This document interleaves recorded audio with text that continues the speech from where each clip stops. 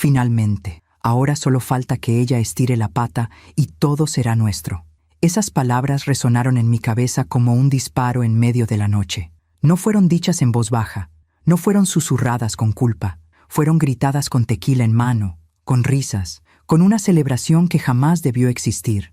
Yo acababa de regresar del funeral de mi esposo. Mi nombre es Irma Cuautle, tengo 60 años. Y lo que voy a contarte es la historia más dolorosa que he vivido, pero también la que me devolvió la dignidad cuando creí haberla perdido para siempre. Aquel día, hace 2 años, regresé a casa con el corazón hecho pedazos. Acabábamos de enterrar a Roberto, mi compañero de vida durante 37 años. 37 años de amor, de complicidad, de construir juntos un hogar donde creíamos que el respeto y la familia eran lo más sagrado. Él murió de un infarto fulminante una semana antes. No hubo despedida, no hubo última conversación, solo el vacío brutal de verlo partir sin poder decirle una vez más cuánto lo amaba. El funeral fue largo y agotador. Cientos de personas pasaron frente a mí para darme el pésame. Rostros conocidos, rostros desconocidos, todos con la misma expresión de lástima.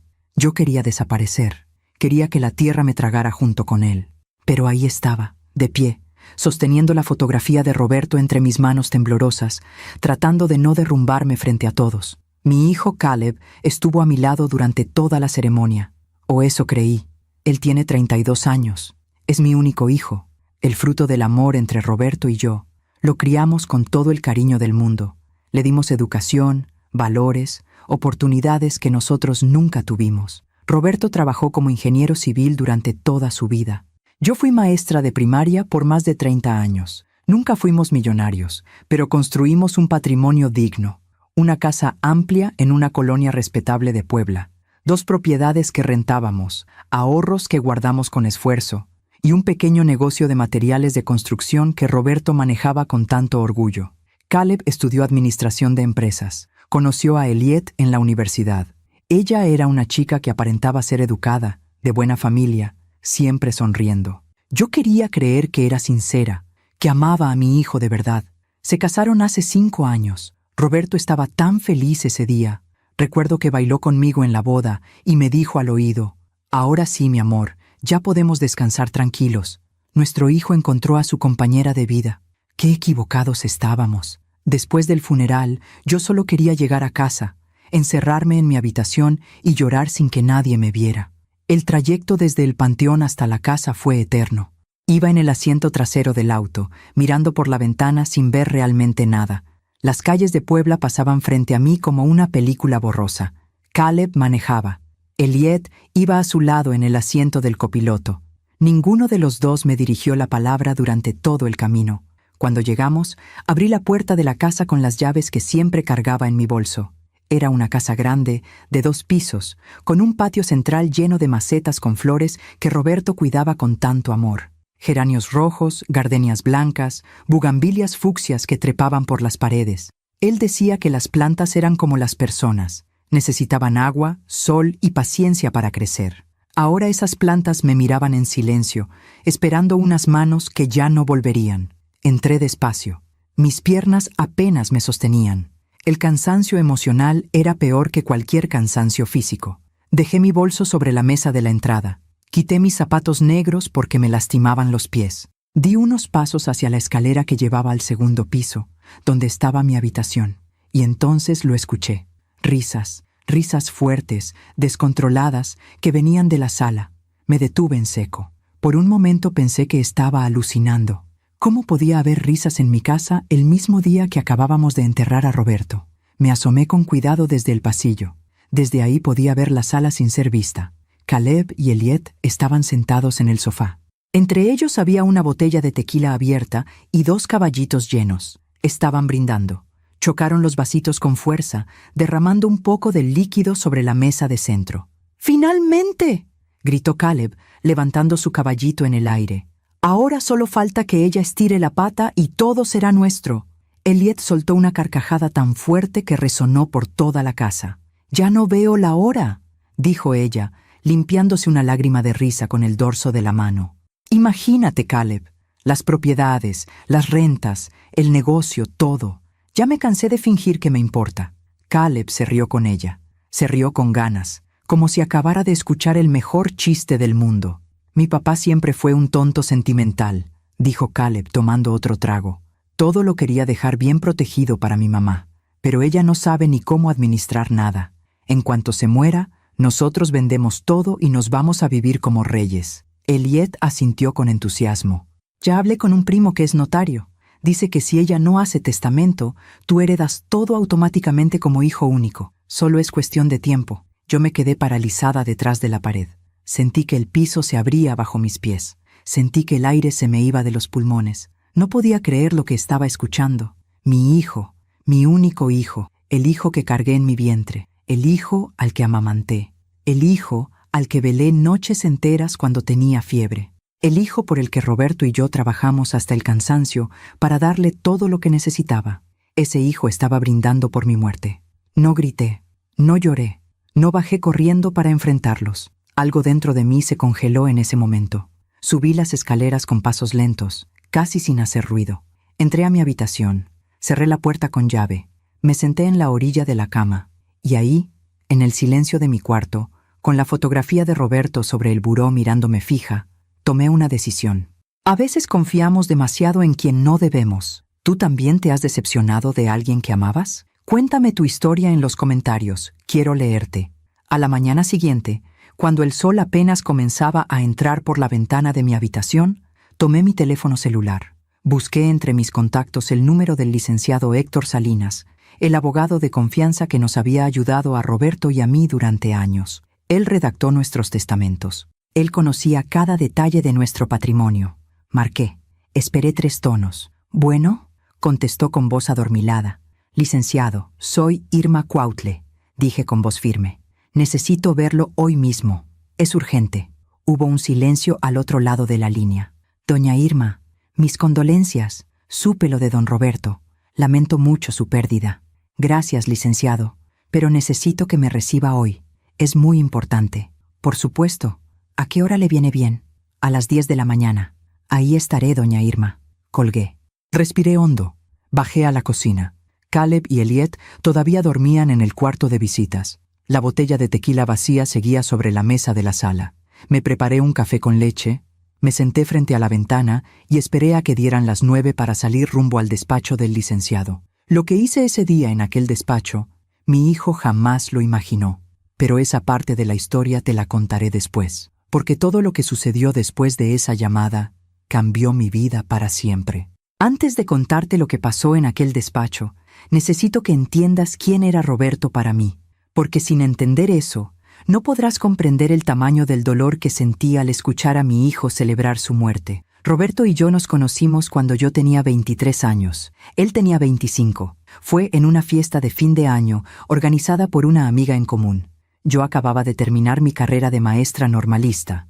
Él trabajaba como ingeniero junior en una constructora pequeña. Recuerdo que esa noche llevaba un vestido color vino que mi madre me había cosido especialmente para la ocasión. Roberto llegó tarde, con una sonrisa tímida y una corbata mal anudada que me hizo reír. Nos presentaron, hablamos toda la noche. Me contó de sus sueños de construir casas para familias de clase trabajadora. Yo le conté de mi pasión por enseñar a leer a los niños. Cuando terminó la fiesta, él me pidió permiso para acompañarme a casa. Caminamos bajo las estrellas por las calles empedradas de Puebla. El aire olía a pan recién horneado de las panaderías que comenzaban su jornada nocturna. En ese momento supe que había encontrado al hombre con quien quería envejecer. Nos casamos un año después, en una ceremonia sencilla en la parroquia del barrio. Mi padre, que era carpintero, nos regaló una mesa de madera maciza que todavía conservo en el comedor. La madre de Roberto nos dio un juego de sábanas bordadas a mano. No tuvimos luna de miel en la playa, ni viajes a Europa. Nuestra luna de miel fue un fin de semana en Cholula, visitando las pirámides y comiendo mole en un restaurante familiar. Pero éramos felices, tan felices que el dinero no importaba. Rentamos un departamento pequeño en el centro de la ciudad. Roberto trabajaba de sol a sol en la constructora. Yo daba clases en una primaria pública en una colonia humilde. Por las noches, cenábamos juntos y planeábamos nuestro futuro. Queríamos 3 hijos, una casa propia con jardín, un perro, una vida tranquila y digna. Pasaron 3 años. Yo no quedaba embarazada. Fuimos a médicos, hicimos estudios. Los doctores decían que todo estaba bien, que solo era cuestión de tiempo y paciencia. Roberto nunca me hizo sentir culpable, nunca me reclamó. Al contrario, me abrazaba cada vez que yo lloraba de frustración y me decía, el hijo que tiene que llegar, llegará cuando sea el momento correcto. Y así fue. A los 4 años de casados, quedé embarazada. Recuerdo el día que le di la noticia. Era un sábado por la mañana. Yo acababa de hacerme la prueba de embarazo en el baño. Vi las 2 rayitas rosadas y casi me desmayé de la emoción. Salí corriendo a la sala donde Roberto leía el periódico tomando café. Me le planté enfrente con la prueba en la mano. «¿Qué es esto?», preguntó él, sin entender. «Esto», le dije con lágrimas en los ojos. «Es nuestro hijo». Roberto dejó caer el periódico. Se levantó del sillón. Me abrazó tan fuerte que casi no podía respirar. Lloró conmigo. Reímos juntos. Bailamos en medio de la sala como 2 locos felices. Ese día salimos a caminar por el centro histórico de Puebla. Compramos helado de limón en un carrito de la calle. Nos sentamos en una banca frente a la catedral y vimos a las familias pasar. Roberto puso su mano sobre mi vientre todavía plano y dijo, «Este niño va a crecer rodeado de amor, te lo prometo». Y cumplió esa promesa. Durante todo mi embarazo, Roberto fue el esposo más atento del mundo. Me preparaba el desayuno antes de irse a trabajar. Me masajeaba los pies hinchados por las noches. Instaló una mecedora de madera en el cuarto, que sería del bebé. Pintó las paredes de color amarillo suave, porque no quisimos saber si era niño o niña. Quería que fuera sorpresa. Cuando nació Caleb, un día de noviembre lluvioso, Roberto lloró al verlo por primera vez. Lo cargó con manos temblorosas, como si fuera el tesoro más frágil del universo. Le cantó una canción de cuna que su propia madre le cantaba cuando él era pequeño. Esa noche, en el hospital, los 3 dormimos abrazados en la misma cama estrecha. Yo recuerdo haber pensado, esto es la felicidad completa. Los primeros años de Caleb fueron hermosos. Era un niño tranquilo, curioso, cariñoso. Le encantaba que Roberto lo llevara a los proyectos de construcción los fines de semana. Se ponía un casco diminuto de plástico que su papá le compró y caminaba por las obras como todo un ingeniero. A los 5 años decía que quería ser como su papá.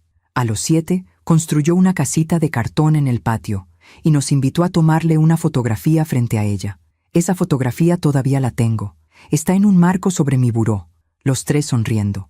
Roberto con su camisa de mezclilla, Caleb con su overol pequeño, yo con mi vestido floreado y el cabello recogido. Parecíamos la familia perfecta. Y durante muchos años lo fuimos. Roberto trabajó incansablemente para darnos una vida mejor. Cuando Caleb cumplió 10 años, logramos comprar nuestra primera casa. No era grande ni lujosa, pero era nuestra. Tenía 3 habitaciones, un patio con espacio para plantar flores y una cocina donde yo pasaba horas preparando las comidas favoritas de mi familia. Roberto plantó un árbol de naranjas en el jardín. Decía que algún día ese árbol daría frutos y Caleb podría compartirlos con sus propios hijos. Mientras tanto, yo seguía trabajando como maestra. Amaba mi trabajo. Ver a los niños aprender a leer era como ver flores abrirse en primavera. Cada año, al final del ciclo escolar, varios padres de familia me daban las gracias con lágrimas en los ojos porque sus hijos ahora podían leer cuentos y escribir cartas. Eso me llenaba el corazón de una manera que el dinero jamás podría. Roberto y yo éramos un equipo. Él manejaba las finanzas del hogar con responsabilidad. Yo me encargaba de la educación de Caleb y de mantener la casa en orden. Por las noches, después de que Caleb se dormía, nos sentábamos en el patio a tomar café con pan dulce. Hablábamos de todo, de nuestros sueños, de nuestras preocupaciones, de los pequeños logros del día. Roberto me tomaba de la mano y me decía, ¿sabes qué es lo mejor de mi vida, Irma? Que cada día te amo más que el anterior. Y yo le creía, porque lo veía en sus ojos, lo sentía en sus abrazos, lo escuchaba en su risa cuando jugaba con Caleb en el jardín. Cuando Caleb entró a la universidad, Roberto estaba tan orgulloso que invitó a toda la familia a una comida para celebrar. Compramos un pastel enorme, tomamos fotografías. Caleb agradeció entre lágrimas todo lo que habíamos hecho por él. Nos abrazó y nos dijo, «Ustedes son los mejores padres del mundo. Todo lo que soy se los debo a ustedes. Algún día voy a cuidarlos como ustedes me cuidaron a mí». Yo le creí. Roberto le creí.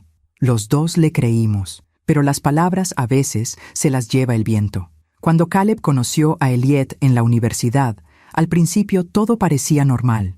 Ella venía de una familia de comerciantes. Sus padres tenían una tienda de ropa en el centro. Era educada, sabía comportarse en reuniones familiares, ayudaba en la cocina durante las fiestas. Roberto la aceptó rápidamente.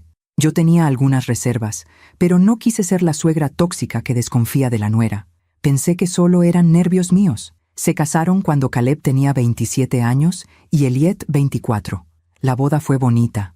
Roberto y yo pagamos la mitad de los gastos. Los padres de Elliot pagaron la otra mitad.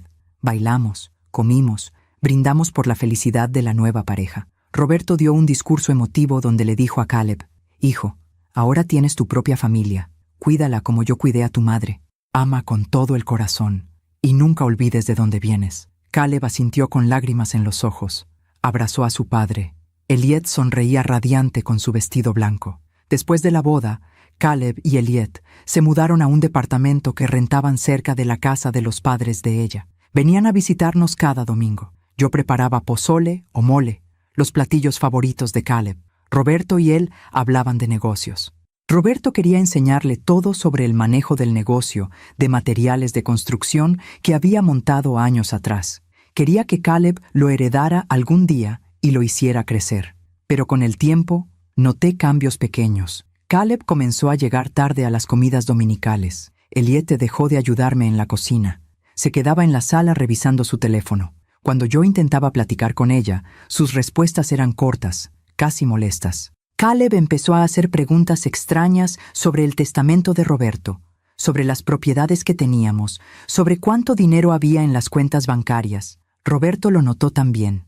Una noche, mientras cenábamos solos, me dijo: «Irma, ¿no te parece raro que Caleb pregunte tanto sobre el dinero? Quizás solo tiene curiosidad», respondí, aunque por dentro yo también sentía incomodidad. «No lo sé», dijo Roberto moviendo la cabeza. «Antes nunca le importaba eso. Ahora parece que es lo único que le interesa». Yo quise defenderlo. Quise creer que mi hijo seguía siendo el niño bueno que criamos, pero algo en mi corazón ya sabía la verdad. 3 años después de la boda de Caleb, Roberto comenzó a sentirse mal. Dolores en el pecho, cansancio, falta de aire. Fuimos al médico, le diagnosticaron problemas cardíacos, le recetaron medicamentos, le dijeron que debía bajar el estrés, comer mejor, hacer ejercicio ligero. Roberto intentó seguir todas las indicaciones. Yo lo cuidaba como siempre lo había hecho. Le preparaba comidas saludables. Salíamos a caminar todas las mañanas por el parque. Pero el corazón es impredecible. Una tarde, mientras Roberto regaba las plantas en el patio, se desplomó sin previo aviso. Yo estaba en la cocina preparando la cena. Escuché el ruido de la manguera cayendo al suelo. Salí corriendo. Lo encontré tendido junto a las bugambilias, con los ojos cerrados y la mano todavía aferrada a la manguera. Grité su nombre. Lo sacudí. Llamé a emergencias. Los paramédicos llegaron en 15 minutos. Intentaron reanimarlo ahí mismo, en el patio que él tanto amaba. Pero ya era tarde. El infarto fue masivo. Roberto murió antes de llegar al hospital. Tenía 62 años, 37 años de matrimonio, una vida entera juntos. Y de repente, nada. El funeral fue 5 días después. Yo pasé esos 5 días como un zombi. Caleb y Elliot se encargaron de los trámites funerarios. Yo apenas podía levantarme de la cama. Miraba el techo de la habitación vacía y pensaba: ¿cómo voy a vivir sin él? El día del funeral, vestí de negro. Me puse la alianza de matrimonio que Roberto me dio hace 37 años. Tomé la fotografía de nosotros 3, Roberto, Caleb y yo, frente a la casita de cartón. La llevé al velorio. La puse junto al ataúd. Durante toda la ceremonia, Caleb estuvo a mi lado. Me sostuvo cuando casi me caigo frente al féretro. Me trajo agua cuando sentí que me desmayaba. Elliot también estaba ahí, con vestido negro y expresión seria. Ambos parecían dolidos. Ambos parecían estar sufriendo la pérdida. Pero todo era mentira. Todo era una actuación perfecta. Porque esa misma noche, cuando regresamos a casa del funeral, cuando yo creí que finalmente podría encerrarme en mi habitación y llorar en paz, escuché algo que destrozó lo poco que quedaba de mi corazón. Escuché a mi hijo brindar por la muerte de su padre y por la mía. Mientras cuento todo esto, Pienso en dónde estarás escuchándome. Escribe el nombre de tu ciudad en los comentarios. Ahora que conoces quiénes éramos Roberto y yo, ahora que sabes cuánto amamos a nuestro hijo, puedo contarte cómo comenzó realmente la grieta que terminó rompiéndolo todo. No fue de un día para otro. Las fracturas nunca son así. Son pequeñas, casi invisibles al principio, como una rajadura delgada en una taza de porcelana. Sigues usando la taza, sigues tomando café en ella, pero la grieta está ahí, creciendo en silencio, hasta que un día la taza se parte en dos. La primera vez que sentí que algo no estaba bien fue hace aproximadamente 6 años, cuando Caleb y Elliot llevaban apenas un año de casados. Era un domingo por la tarde. Habían venido a comer como siempre. Yo preparé chiles en nogada, porque era temporada de granada y nueces frescas. Roberto estaba de buen humor. Había cerrado un contrato importante en el negocio de materiales de construcción. Nos sentamos los 4 en el comedor, bajo la lámpara de hierro forjado que colgaba del techo. La comida transcurrió normal al principio. Hablamos del clima, del tráfico en la ciudad, de una prima de Roberto que acababa de tener su tercer bebé. Cosas cotidianas. Pero entonces, Roberto mencionó algo que cambió el ambiente de la mesa. «Caleb, hijo», dijo Roberto mientras cortaba su chile relleno. «El licenciado Salinas me habló la semana pasada. Quiere que actualicemos el testamento. Ya sabes, ahora que estás casado, hay que ajustar algunas cosas legales». Caleb levantó la vista de su plato. Sus ojos brillaron con un interés que no había mostrado en toda la tarde. «¿Qué tipo de ajustes?», preguntó. «Pues principalmente asegurarnos de que si algo nos pasa a tu madre y a mí, todo quede bien protegido para ustedes. Las propiedades, el negocio, las cuentas de ahorro. Queremos que tú y Elliot tengan un patrimonio sólido». Elliot, que hasta ese momento apenas había probado su comida, también se enderezó en su silla. «¿Cuánto patrimonio estamos hablando, don Roberto?», preguntó con una sonrisa que intentaba parecer inocente. Yo sentí un escalofrío. Algo en su tono de voz me incomodó. Roberto, siempre tan confiado, no notó nada extraño. «Bueno, tenemos esta casa, que vale alrededor de $2,5 millones según la última evaluación. Luego está el departamento que rentamos en la Colonia del Carmen, que nos genera ingresos mensuales de $1,200. También tenemos el local comercial en el centro que rentamos a una farmacia. Eso nos da otros $800 al mes. El negocio de materiales tiene un inventario valuado en aproximadamente $150,000, más las cuentas por cobrar. Y tenemos ahorros en el banco, no mucho, unos $80,000 entre las dos cuentas». Caleb y Elliot se miraron. Fue una mirada rápida, casi imperceptible, pero yo la vi. Fue como si hubieran hecho un cálculo mental instantáneo. «Papá», dijo Caleb, recargándose en su silla, «eso es mucho dinero. ¿Todo eso lo van a heredar?». Roberto se rió. «No es que lo vayamos a heredar mañana, hijo. Tu madre y yo planeamos vivir muchos años más, si Dios quiere. Pero sí, eventualmente todo será tuyo. Eres nuestro único hijo. Todo lo que hemos construido ha sido pensando en ti». «¿Y el testamento está a nombre de quién ahorita?», preguntó Elliot, inclinándose hacia adelante. Yo fruncí el ceño. La pregunta me pareció demasiado directa, demasiado invasiva. «El testamento actual deja todo a tu suegra primero», explicó Roberto. «Si algo me pasa a mí, Irma hereda todo. Y si algo le pasa a ella, entonces todo pasa a Caleb. Es la forma más segura de proteger a la familia». Elliot asintió lentamente, pero su sonrisa se desvaneció un poco. «¿Y si ambos fallecen al mismo tiempo?», preguntó Caleb. Roberto frunció el ceño. «¿Por qué preguntas eso, hijo?». «No, solo por curiosidad legal, papá. Ya sabes, estudiamos algo de derecho en la carrera. Bueno, si eso pasara, que Dios no lo permita, todo pasaría directamente a ti como hijo único. Pero también tengo un seguro de vida de $100,000 que nombraría a tu madre como beneficiaria principal y a ti como beneficiario secundario». Caleb asintió despacio. Tomó su vaso de agua. Bebió sin decir nada más, pero yo vi cómo sus dedos tamborileaban sobre la mesa. Elliot cortaba su chile en nogada en pedazos pequeñísimos que nunca se llevaba a la boca. El resto de la comida fue extraño, incómodo, como si todos estuviéramos pensando en algo diferente. Roberto intentó cambiar el tema hablando del nuevo proyecto de construcción en el que estaba trabajando. Yo ofrecí postre, flan napolitano que había preparado en la mañana. Pero Caleb y Elliot dijeron que tenían planes y se fueron antes de tiempo. Cuando se fueron, Roberto lavó los platos mientras yo guardaba las sobras en el refrigerador. ¿Notaste algo raro?, le pregunté. ¿Raro cómo? No sé. Las preguntas de Caleb sobre el testamento. La forma en que Elliot preguntó cuánto dinero tenemos. Roberto se encogió de hombros. Son jóvenes, Irma. Es normal que tengan curiosidad sobre estas cosas. Además, algún día van a manejar todo esto. Es bueno que vayan aprendiendo. Yo quise creerle. Quise pensar que solo era mi imaginación. Pero esa noche no pude dormir bien.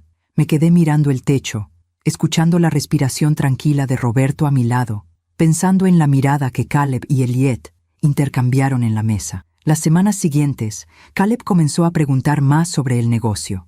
Llamaba a Roberto casi todos los días. Papá, ¿cuánto vendiste este mes? Papá, ¿cuánto cuesta el inventario actual? Papá, ¿has pensado en expandir el negocio? Roberto estaba feliz. Pensaba que su hijo finalmente estaba mostrando interés en el trabajo familiar. Incluso comenzó a llevarlo a la bodega los sábados para enseñarle cómo manejar las órdenes, cómo tratar con los proveedores, cómo llevar la contabilidad. ¿Ves, Irma?, me decía Roberto con orgullo. Te dije que Caleb iba a madurar. Ahora sí está tomando en serio el negocio familiar. Pero yo veía algo diferente. Veía a Caleb tomar notas en una libreta pequeña.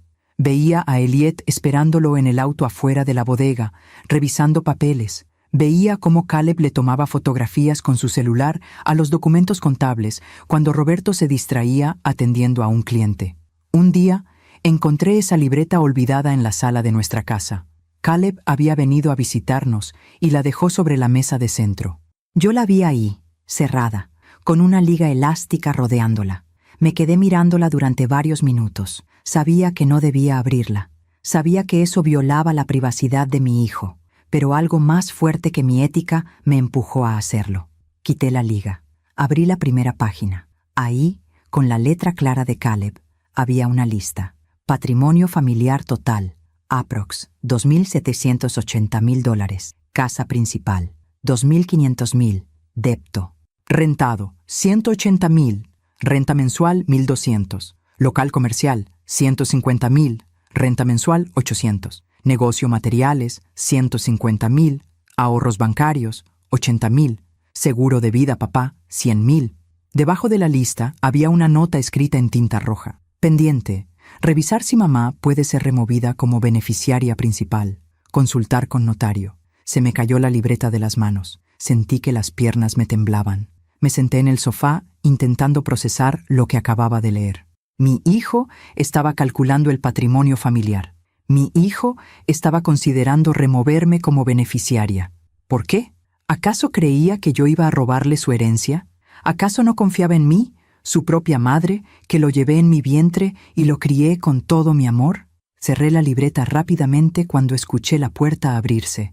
Era Caleb regresando del baño. «Mamá, ¿viste mi libreta?», preguntó buscando con la mirada. «Está ahí, en la mesa», dije con voz temblorosa, señalando. Él la tomó rápidamente y la guardó en su mochila. «Gracias. Es que estoy llevando cuentas de un proyecto personal. Ya sabes, cosas de trabajo». Sonrió. Esa sonrisa que antes me llenaba de ternura, ahora me provocaba un nudo en el estómago.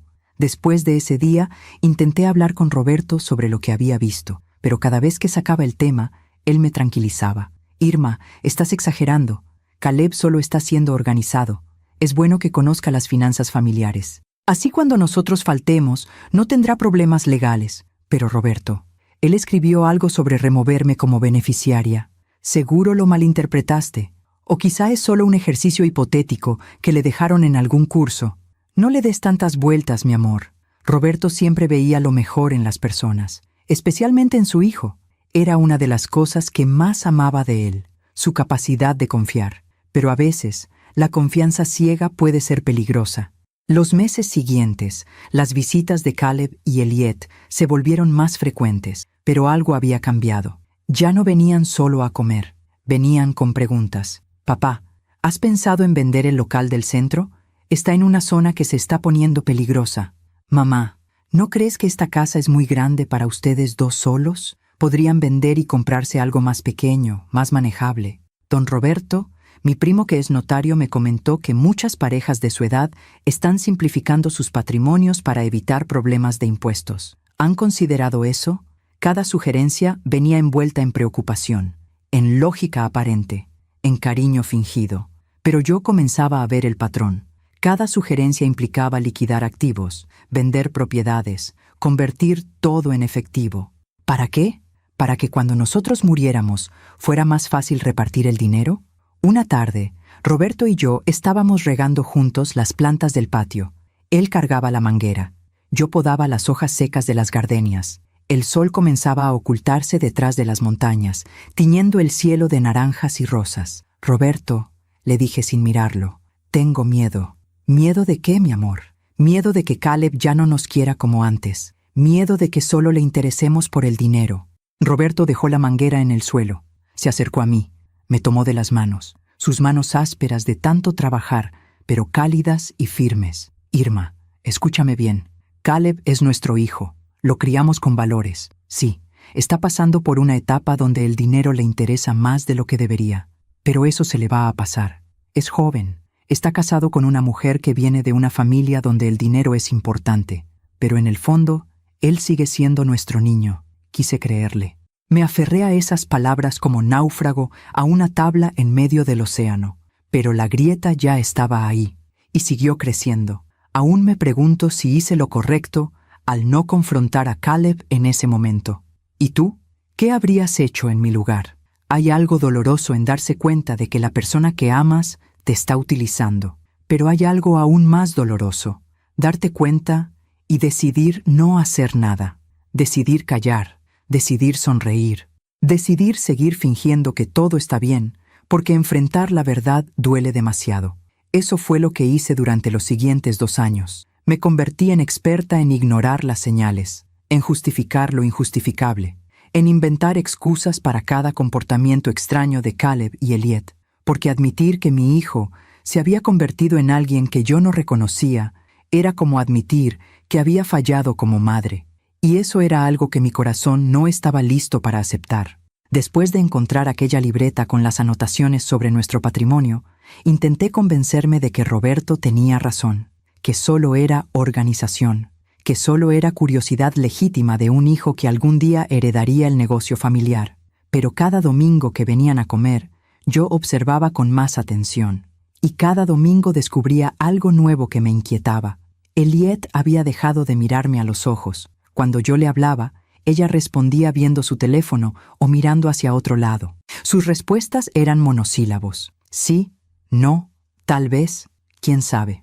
Ya no preguntaba cómo había estado mi semana. Ya no se ofrecía a ayudarme a lavar los platos después de comer. Se sentaba en la sala, cruzada de piernas, revisando sus redes sociales mientras yo limpiaba la cocina sola. Caleb, por su parte, había desarrollado una obsesión por revisar cada rincón de la casa. Decía que estaba evaluando el estado de la propiedad, porque le preocupaba que nosotros, a nuestra edad, no pudiéramos mantenerla bien.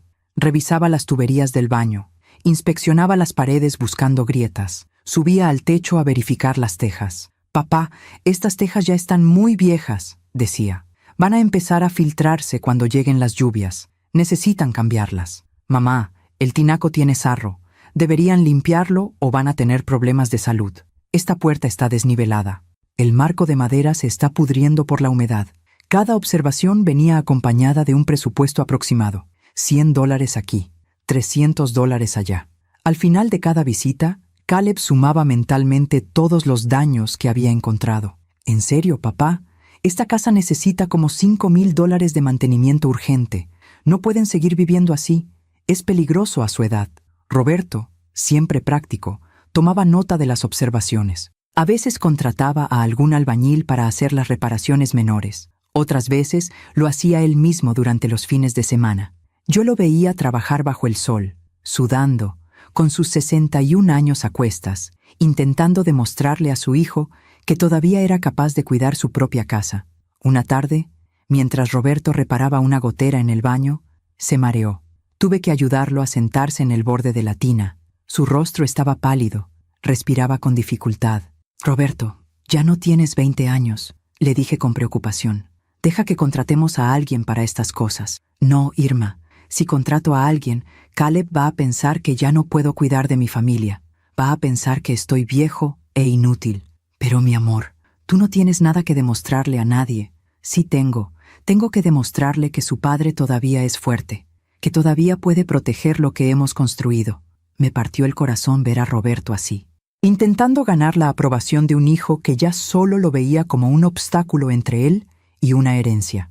Mientras tanto, las visitas dominicales se volvieron más tensas. Caleb y Elliot comenzaron a llegar más tarde.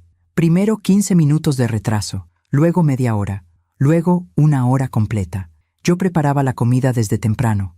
Ponía la mesa con el mantel bordado que mi madre me había regalado. Colocaba las flores frescas del jardín en el centro. Esperaba.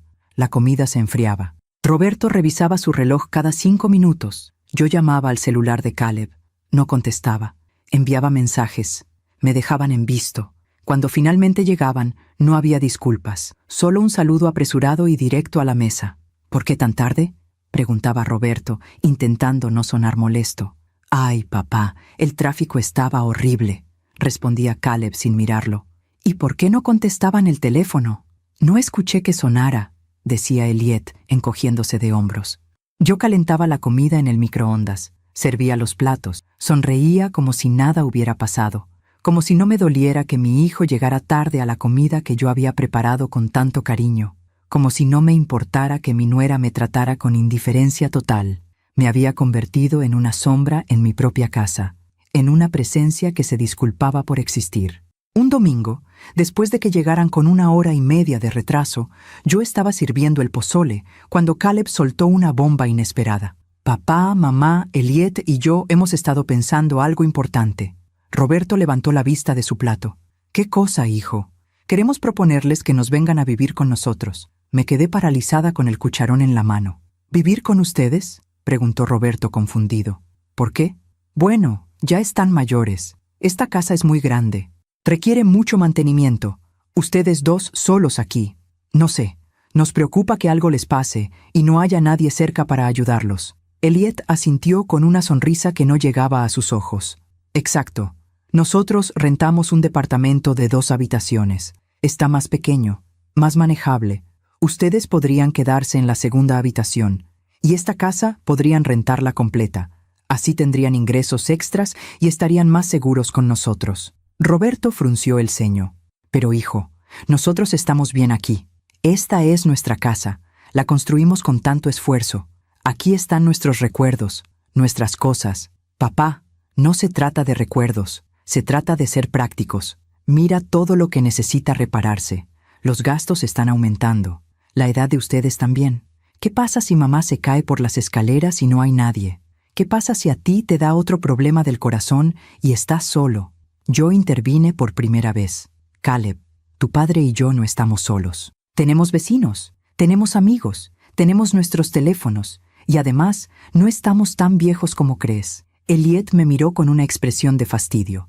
«Doña Irma, con todo respeto, usted tiene 60 años. Don Roberto tiene 62. Ya no están en edad de vivir solos en una casa tan grande». Sentí la sangre hervirme. ¿Desde cuándo? 60 años era sinónimo de invalidez. Yo todavía trabajaba, yo todavía cocinaba, limpiaba, manejaba mi propio auto, me reunía con mis amigas. Roberto todavía administraba el negocio, regaba las plantas, hacía las compras del supermercado. Pero me callé, porque confrontarlos significaba admitir que algo estaba mal. Y yo todavía no estaba lista para eso. «Lo vamos a pensar», dijo Roberto diplomáticamente. «Es una propuesta interesante. Nos da gusto que se preocupen por nosotros». Caleb sonrió satisfecho. Terminaron de comer rápidamente y se fueron. Esa noche, Roberto y yo nos quedamos despiertos hablando. «¿Tú qué piensas?», me preguntó. «Creo que quieren que dejemos esta casa para poder rentarla a ellos y quedarse con el dinero». «Irma, eso es muy fuerte. Son nuestros hijos. Caleb es nuestro hijo. Elliot es su esposa. Y cada día me convenzo más de que ella lo está cambiando. O tal vez él siempre fue así, y nosotros no quisimos verlo». Esas palabras de Roberto me golpearon como un balde de agua fría, porque tenían una verdad incómoda. ¿Y si Caleb siempre había tenido esta faceta y nosotros, cegados por el amor paternal, simplemente la ignoramos? No nos mudamos con ellos, por supuesto, Pero la semilla de la duda ya estaba plantada en la mente de Caleb. A partir de ese día, cada conversación incluía recordatorios sobre nuestra edad, sobre los peligros de vivir solos, sobre lo costoso que era mantener la casa. Mientras cuento todo esto, pienso en dónde estarás escuchándome. Escribe el nombre de tu ciudad en los comentarios. Y entonces comenzaron las emergencias. Caleb empezó a llamarnos a mitad de la noche con cualquier pretexto. «Papá, despierta. ¿Dejaste la estufa prendida?» Acabo de recordar que cuando nos fuimos después de comer, la estufa todavía tenía la lumbre azul. Roberto se levantaba asustado, bajaba corriendo a la cocina. La estufa estaba apagada. Siempre lo estaba. «Mamá, ¿cerraste bien la puerta del patio?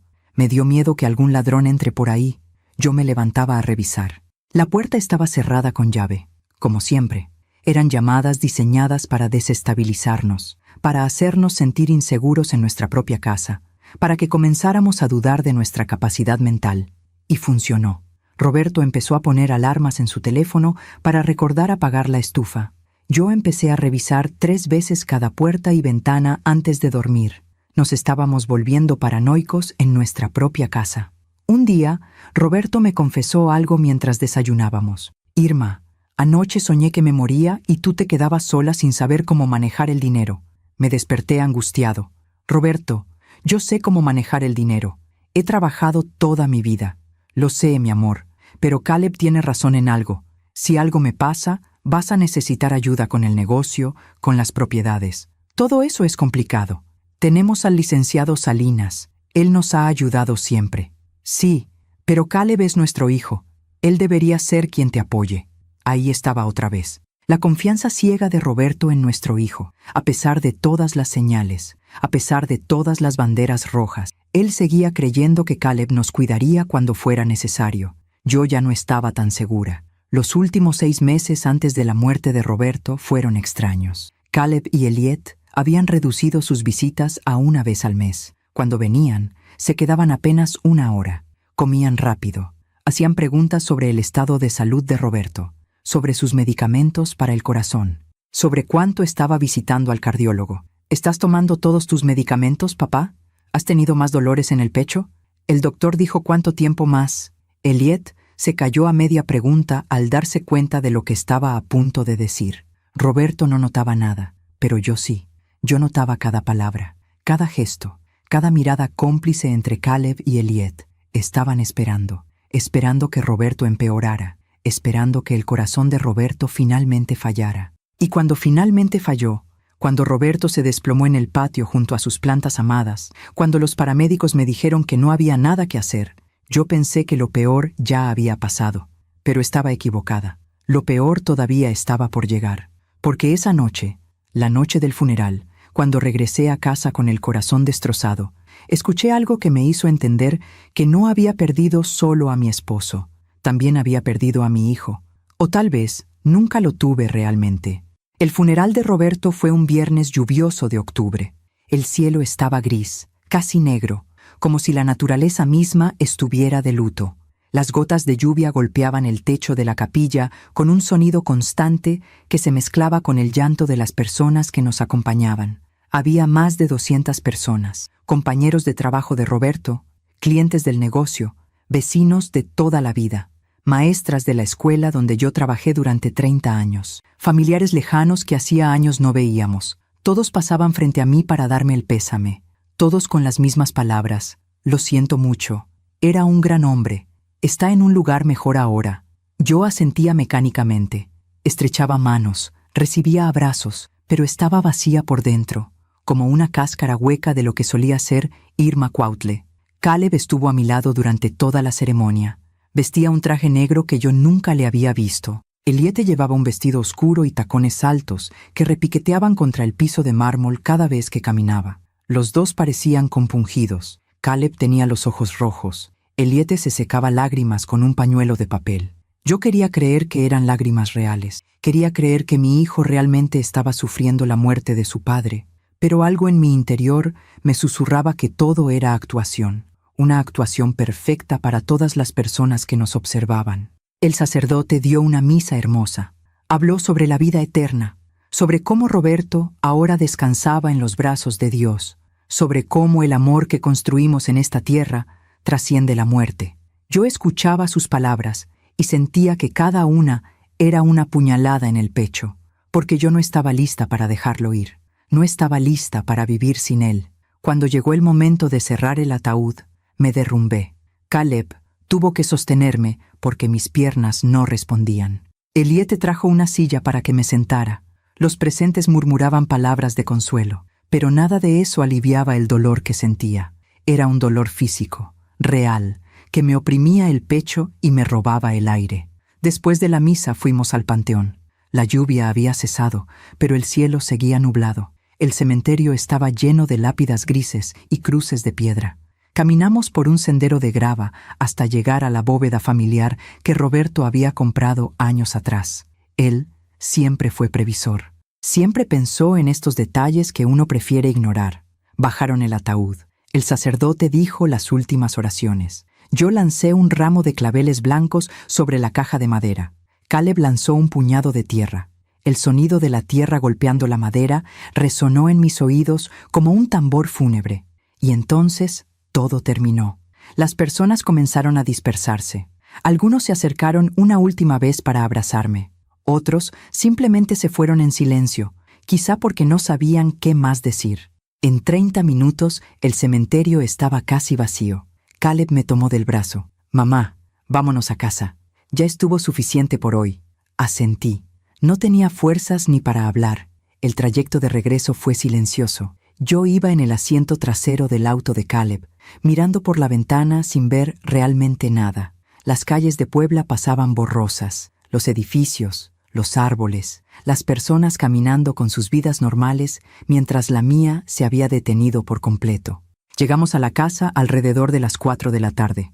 Caleb estacionó el auto en la entrada. Me ayudó a bajar. Abrí la puerta con mis llaves. Entramos. La casa se sentía diferente, más fría, más silenciosa, como si supiera que Roberto nunca volvería a cruzar esa puerta. Las plantas del patio seguían ahí, esperando unas manos que ya no vendrían.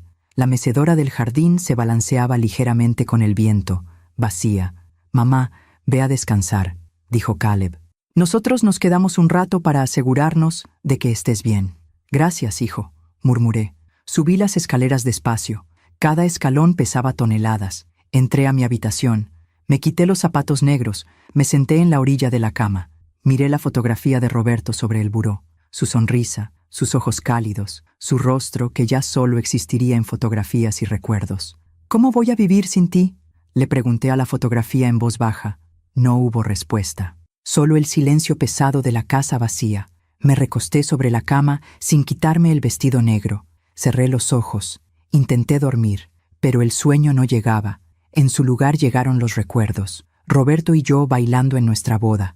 Roberto cargando a Caleb recién nacido. Roberto plantando el árbol de naranjas en el jardín. Roberto besándome en la frente cada mañana antes de irse a trabajar. Lloré. Lloré hasta que no me quedaron más lágrimas. No sé cuánto tiempo pasó. Tal vez 1 hora. Tal vez 2. El sol comenzaba a ocultarse y la habitación se llenó de sombras anaranjadas. Escuché voces abajo, voces que hablaban en tono normal, casi alegre. Me incorporé, agucé el oído. Eran Caleb y Elliot. Estaban en la sala, hablaban sin susurrar, como si no les importara que yo pudiera escucharlos desde el 2.º piso. Me levanté de la cama, caminé descalza hasta la puerta de mi habitación. La abrí con cuidado para no hacer ruido. Salí al pasillo. Desde ahí podía escuchar con más claridad. «¿Cuánto crees que tarde?», preguntó Elliot. «¿Quién sabe?», respondió Caleb. «Mi mamá es terca. Puede durar años todavía». «Años». Elliot suspiró con fastidio. «No sé si pueda esperar tanto». «Yo tampoco. Pero ¿qué le vamos a hacer? Por lo menos ya se murió mi papá. Eso es un avance». Me quedé helada. Un avance. Así había llamado a la muerte de su padre. Un avance. «¿Ya checaste el testamento?», preguntó Elliot. «Sí. Como te dije, todo queda a nombre de mi mamá primero, pero en cuanto ella se muera, yo heredo automáticamente como hijo único». «¿Y cuánto tiempo más crees que...?» «No sé. Ella tiene 60 años. Podría vivir 20 años más fácilmente. Es una pesadilla. Pesadilla. Mi vida era una pesadilla para él. ¿Y no hay manera de acelerar las cosas?, preguntó Elliot con un tono que me erizó la piel. Caleb se rió, una risa incómoda. ¿Qué sugieres? ¿Que la envenene? No seas idiota. Hablo de estresarla, de que se enferme naturalmente. Ya sabes, el estrés mata, especialmente a personas mayores. Tienes razón. Además, con la muerte de mi papá, ella ya está en un estado emocional frágil. Cualquier cosa extra podría... Se callaron de repente. Escuché pasos. Se estaban moviendo. Retrocedí rápidamente hacia mi habitación. Cerré la puerta sin hacer ruido. Me recosté en la cama y fingí estar dormida, con el corazón golpeándome tan fuerte que temí que pudieran escucharlo desde abajo. Unos minutos después, escuché que tocaron suavemente a mi puerta. «¿Mamá?», llamó Caleb. No respondí. Mantuve los ojos cerrados, la respiración pausada. La puerta se abrió. Sentí su presencia en el umbral. «Está dormida», le susurró a Elliot. «Vámonos. Ya cumplimos con estar aquí». La puerta se cerró. Escuché sus pasos bajando las escaleras. Escuché la puerta principal abrirse y cerrarse. Escuché el motor del auto encenderse y alejarse. Solo entonces abrí los ojos. Me quedé mirando el techo, procesando lo que acababa de escuchar. No había sido mi imaginación. No había sido paranoia. No había sido el dolor distorsionando mi percepción. Mi hijo y mi nuera acababan de celebrar la muerte de Roberto. Mi hijo y mi nuera estaban planeando estresarme hasta enfermarme para que yo muriera más rápido. Mi hijo y mi nuera veían mi existencia como un obstáculo, como una pesadilla, como algo que había que acelerar. Sentí náuseas. Corrí al baño. Vomité la poca comida que había en mi estómago. Me lavé la cara con agua fría. Me miré al espejo. La mujer que me devolvió la mirada era un fantasma, pálida, ojerosa, rota. Pero detrás de esos ojos rojos de tanto llorar, algo comenzó a encenderse, algo que había estado dormido durante años, algo que ni siquiera sabía que tenía. Rabia. No la rabia explosiva que grita y rompe cosas, sino la rabia fría, la rabia calculadora, la rabia que piensa, que planea, que actúa. Regresé a mi habitación. Me senté en la orilla de la cama. Tomé mi teléfono celular. Busqué entre mis contactos el número del licenciado Héctor Salinas. Eran las 7 de la noche. Sabía que a esa hora ya no estaría en su oficina. Pero marqué de todas formas. Necesitaba escuchar su voz. Necesitaba saber que alguien en este mundo todavía estaba de mi lado. El teléfono sonó 5 veces. Pensé que no contestaría. Pero justo cuando estaba a punto de colgar, escuché su voz. «Bueno, licenciado, soy Irma Cuautle», dije con voz firme, aunque por dentro temblaba.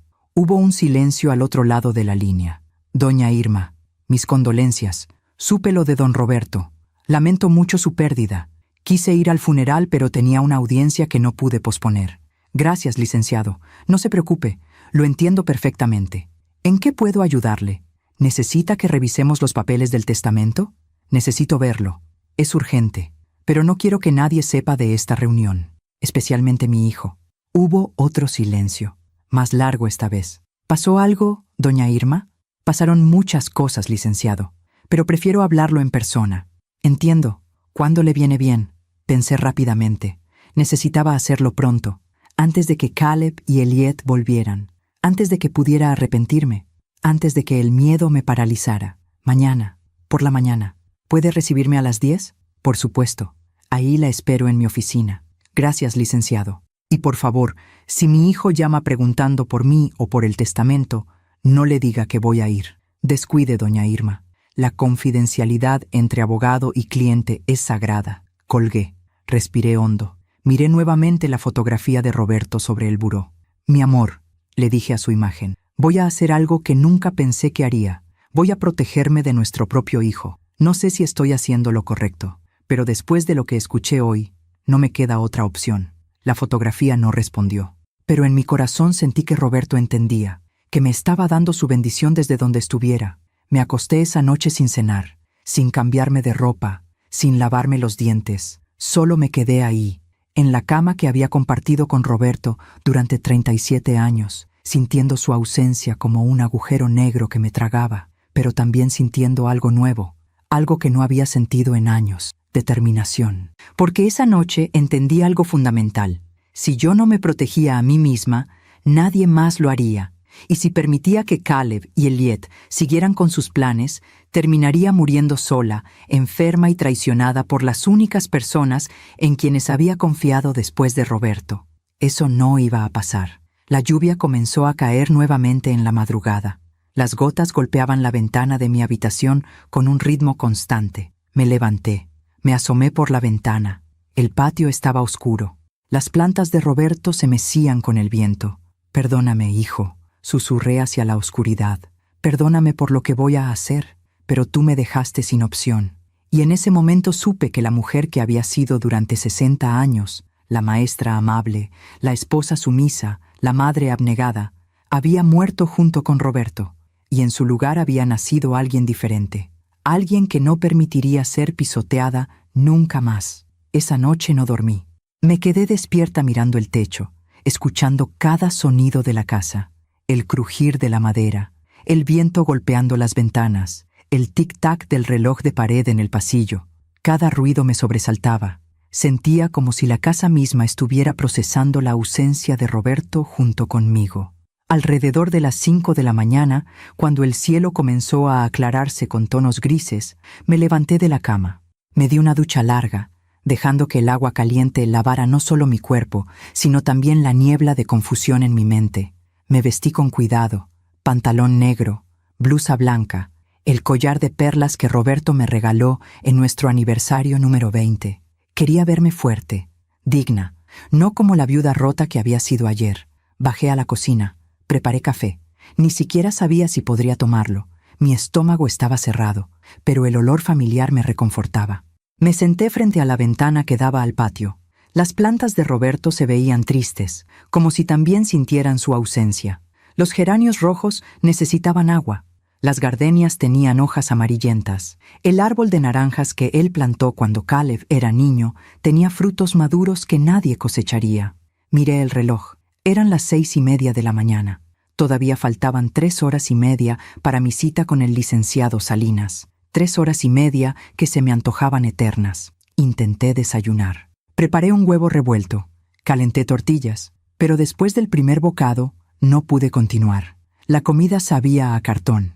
Mi garganta se negaba a tragar, así que solo tomé sorbos pequeños de café, esperando que la cafeína me mantuviera alerta. A las 8:30 tomé mi bolso. Revisé que llevara mi identificación, las escrituras de las propiedades que guardábamos en una caja fuerte en el estudio de Roberto, y los documentos del testamento que habíamos firmado años atrás. También llevé la libreta de Caleb que había encontrado hace 2 años. La había guardado en secreto, fotografiando cada página con mi celular como evidencia de algo que en ese momento no sabía qué era, pero que mi intuición me decía que algún día necesitaría. Salí de la casa a las 9 en punto. El cielo seguía nublado, pero ya no llovía. Manejé mi auto, un sedán gris que Roberto me regaló cuando cumplí 55 años, por las calles de Puebla que conocía de memoria. Pasé frente a la escuela donde trabajé durante 3 décadas. Pasé frente al parque donde Roberto y yo caminábamos cada domingo por la mañana. Pasé frente a la iglesia donde nos casamos 37 años atrás. Cada lugar era un recordatorio de la vida que habíamos construido, una vida que ahora tenía que proteger de nuestro propio hijo.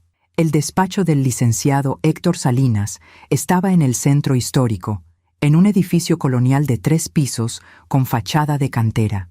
Había sido nuestro abogado desde que compramos nuestra primera casa hace 30 años. Era un hombre de 72 años, de cabello completamente blanco, lentes gruesos y una voz pausada que transmitía confianza. Llegué 15 minutos antes de la cita. Me estacioné en la calle lateral. Respiré hondo varias veces antes de bajar del auto. Mis manos temblaban, no por miedo, sino por la magnitud de lo que estaba a punto de hacer. Subí las escaleras de piedra hasta el 2.º piso. La puerta de madera con una placa dorada que decía Lic. Héctor Salinas, Derecho Civil y Familiar, estaba entreabierta. Toqué suavemente. Adelante. Escuché su voz desde adentro. Entré. La oficina olía a libros viejos y café recién hecho. Las paredes estaban cubiertas de libreros repletos de códigos legales y expedientes ordenados. El escritorio de caoba estaba pulcramente organizado. El licenciado Salinas se levantó al verme. «Doña Irma, pase por favor. Siéntese». Me señaló una de las sillas de cuero frente a su escritorio. Me senté, colocando mi bolso en el regazo. ¿Gusta café? ¿Agua? No, gracias, licenciado. Estoy bien. Él volvió a sentarse, entrelazando sus manos sobre el escritorio. Cuénteme qué la trae por aquí con tanta urgencia. Respiré hondo. Por un momento dudé. Una parte de mí todavía quería creer que estaba exagerando, que las palabras que escuché anoche habían sido malinterpretadas, que mi hijo no podía ser tan cruel. Pero entonces recordé su risa. Recordé cómo brindaron con tequila la noche del funeral. Recordé la frase, finalmente. Ahora solo falta que ella estire la pata y todo será nuestro. Y entonces hablé. Le conté todo. Desde la conversación sobre el testamento hace 6 años, la libreta con los cálculos del patrimonio familiar, las sugerencias constantes de que vendiéramos propiedades, los comentarios sobre nuestra edad, las llamadas nocturnas diseñadas para desestabilizarnos, la propuesta de que nos mudáramos con ellos para rentar nuestra casa. El licenciado Salinas escuchaba en silencio, tomando notas en una libreta amarilla. Luego le conté lo de anoche, la conversación que escuché después del funeral, las palabras exactas que dijeron. Ya se murió mi papá. Eso es un avance. Repetí con voz temblorosa. Así habló de la muerte de su padre, como si fuera un avance en un plan. El rostro del licenciado se endureció. Y luego mi nuera sugirió. Me quebré un poco.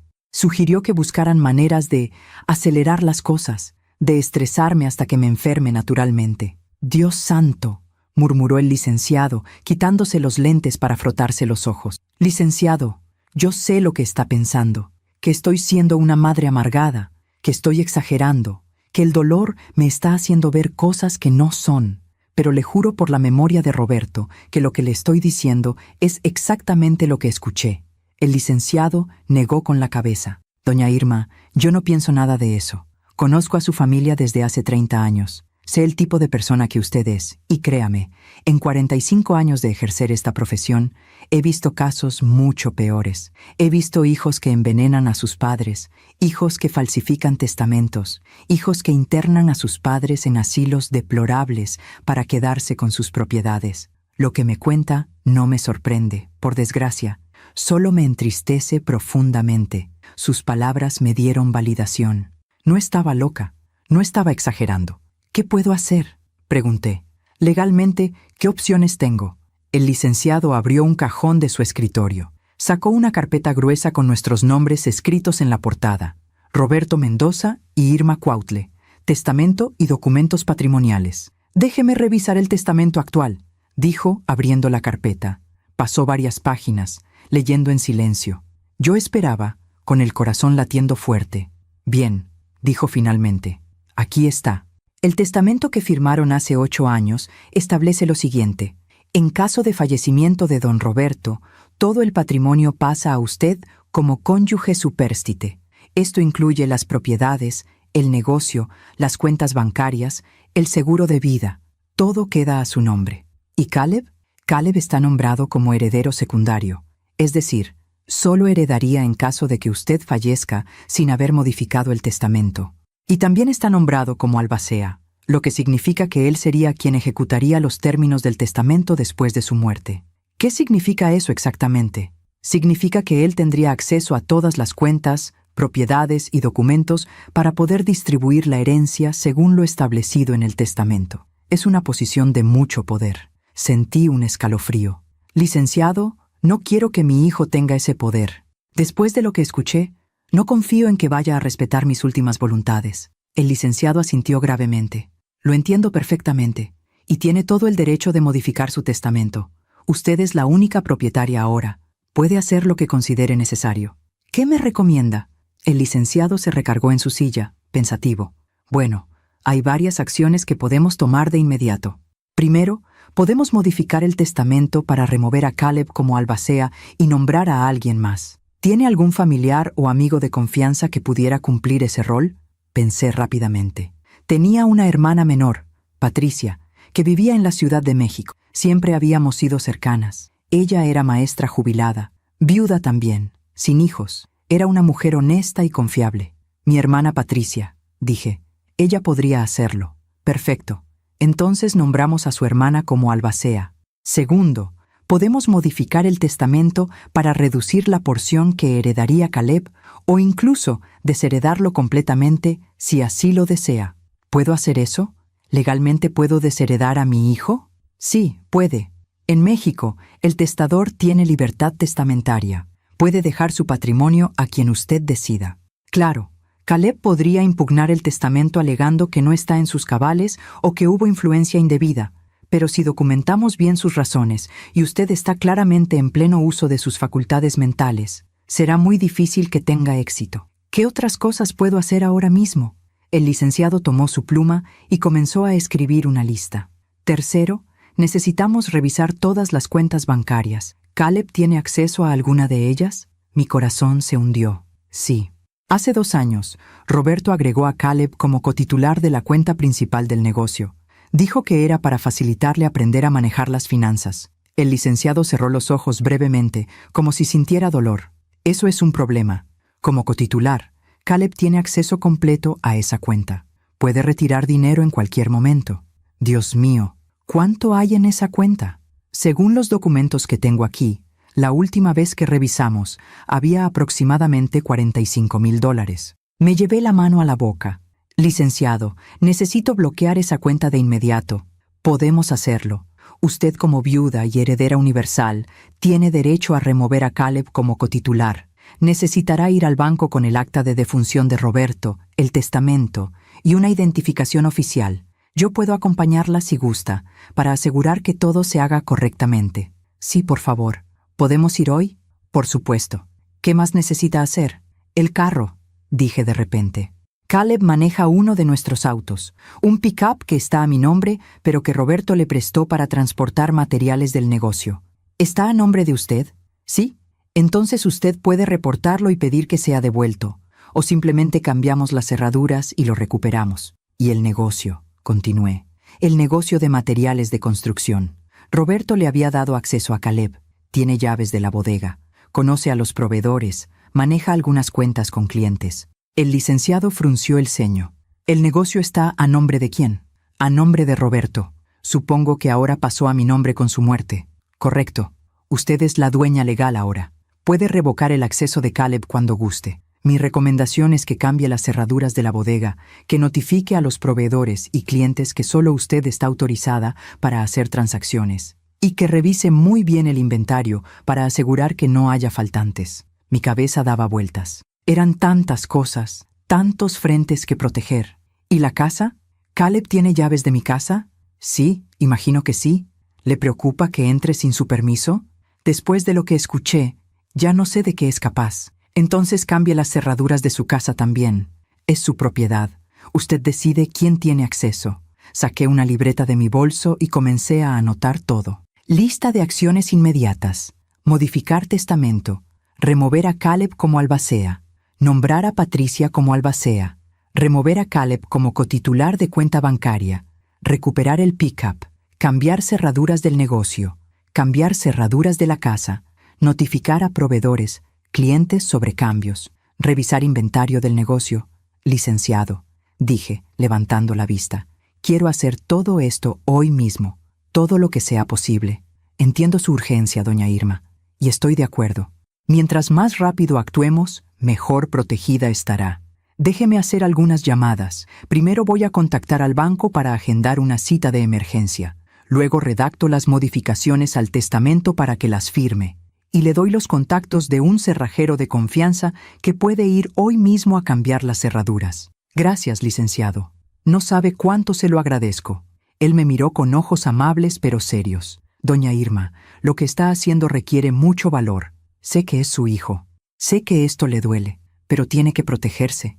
Y tiene todo el derecho de hacerlo. Sus palabras me quebraron. Las lágrimas que había estado conteniendo finalmente salieron. Es que no puedo creer que haya llegado a esto, dije entre sollozos. Él era mi bebé. Lo cargué en mis brazos, lo crié, le di todo mi amor. ¿Cómo es posible que ahora esté planeando mi muerte? El licenciado me pasó una caja de pañuelos desechables. A veces las personas nos decepcionan de maneras que nunca imaginamos. Y cuando esas personas son familia, el dolor es insoportable.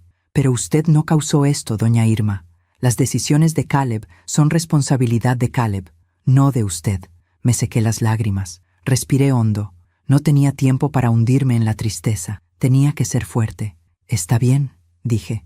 Hagamos esto, todas las acciones que mencionó, hoy mismo. El licenciado sonrió por primera vez en toda la conversación. Así me gusta. Ahora déjeme hacer esas llamadas mientras usted toma un poco de agua. Va a ser un día largo. Mientras él hablaba por teléfono con el banco, yo miraba por la ventana de su oficina. Desde ahí podía ver la Catedral de Puebla, con sus torres imponentes elevándose hacia el cielo gris.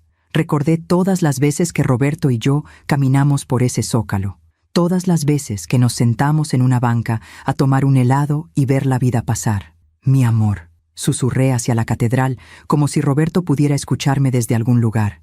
Espero estar haciendo lo correcto. Espero que me entiendas. Esto me está rompiendo el corazón, pero no puedo permitir que nuestro hijo destruya todo lo que construimos juntos. El licenciado colgó el teléfono. Listo. Tenemos cita en el banco a la 1 de la tarde. El gerente es conocido mío. Le expliqué la situación y está dispuesto a ayudarnos. Ahora voy a redactar las modificaciones al testamento. Tomará aproximadamente 1 hora. ¿Quiere esperar aquí o prefiere salir a tomar un café y regresar? Esperaré aquí si no le molesta. No es molestia en absoluto. Pasé la siguiente hora sentada en esa silla de cuero, viendo al licenciado Salinas teclear en su computadora, imprimir documentos, revisar códigos en sus libros gruesos. De vez en cuando me preguntaba algo. ¿Quiere dejar algo específico a su hermana, además de nombrarla albacea? ¿Hay alguna institución de caridad a la que le gustaría dejar una donación? ¿Quiere especificar razones por las cuales está modificando el testamento? A cada pregunta yo respondía con calma, tomando decisiones que hace 24 horas hubiera considerado impensables. Finalmente, el licenciado imprimió varios documentos. Los colocó frente a mí. Aquí está, testamento modificado. Lea con cuidado antes de firmar. Leí cada palabra. El documento establecía que Patricia Cuautle Ramírez era nombrada albacea única. El patrimonio se dividiría de la siguiente manera: 60% para instituciones de caridad, orfanatos y escuelas públicas, 40% para Caleb, quedaba expresamente removido como albacea y cotitular de cualquier cuenta.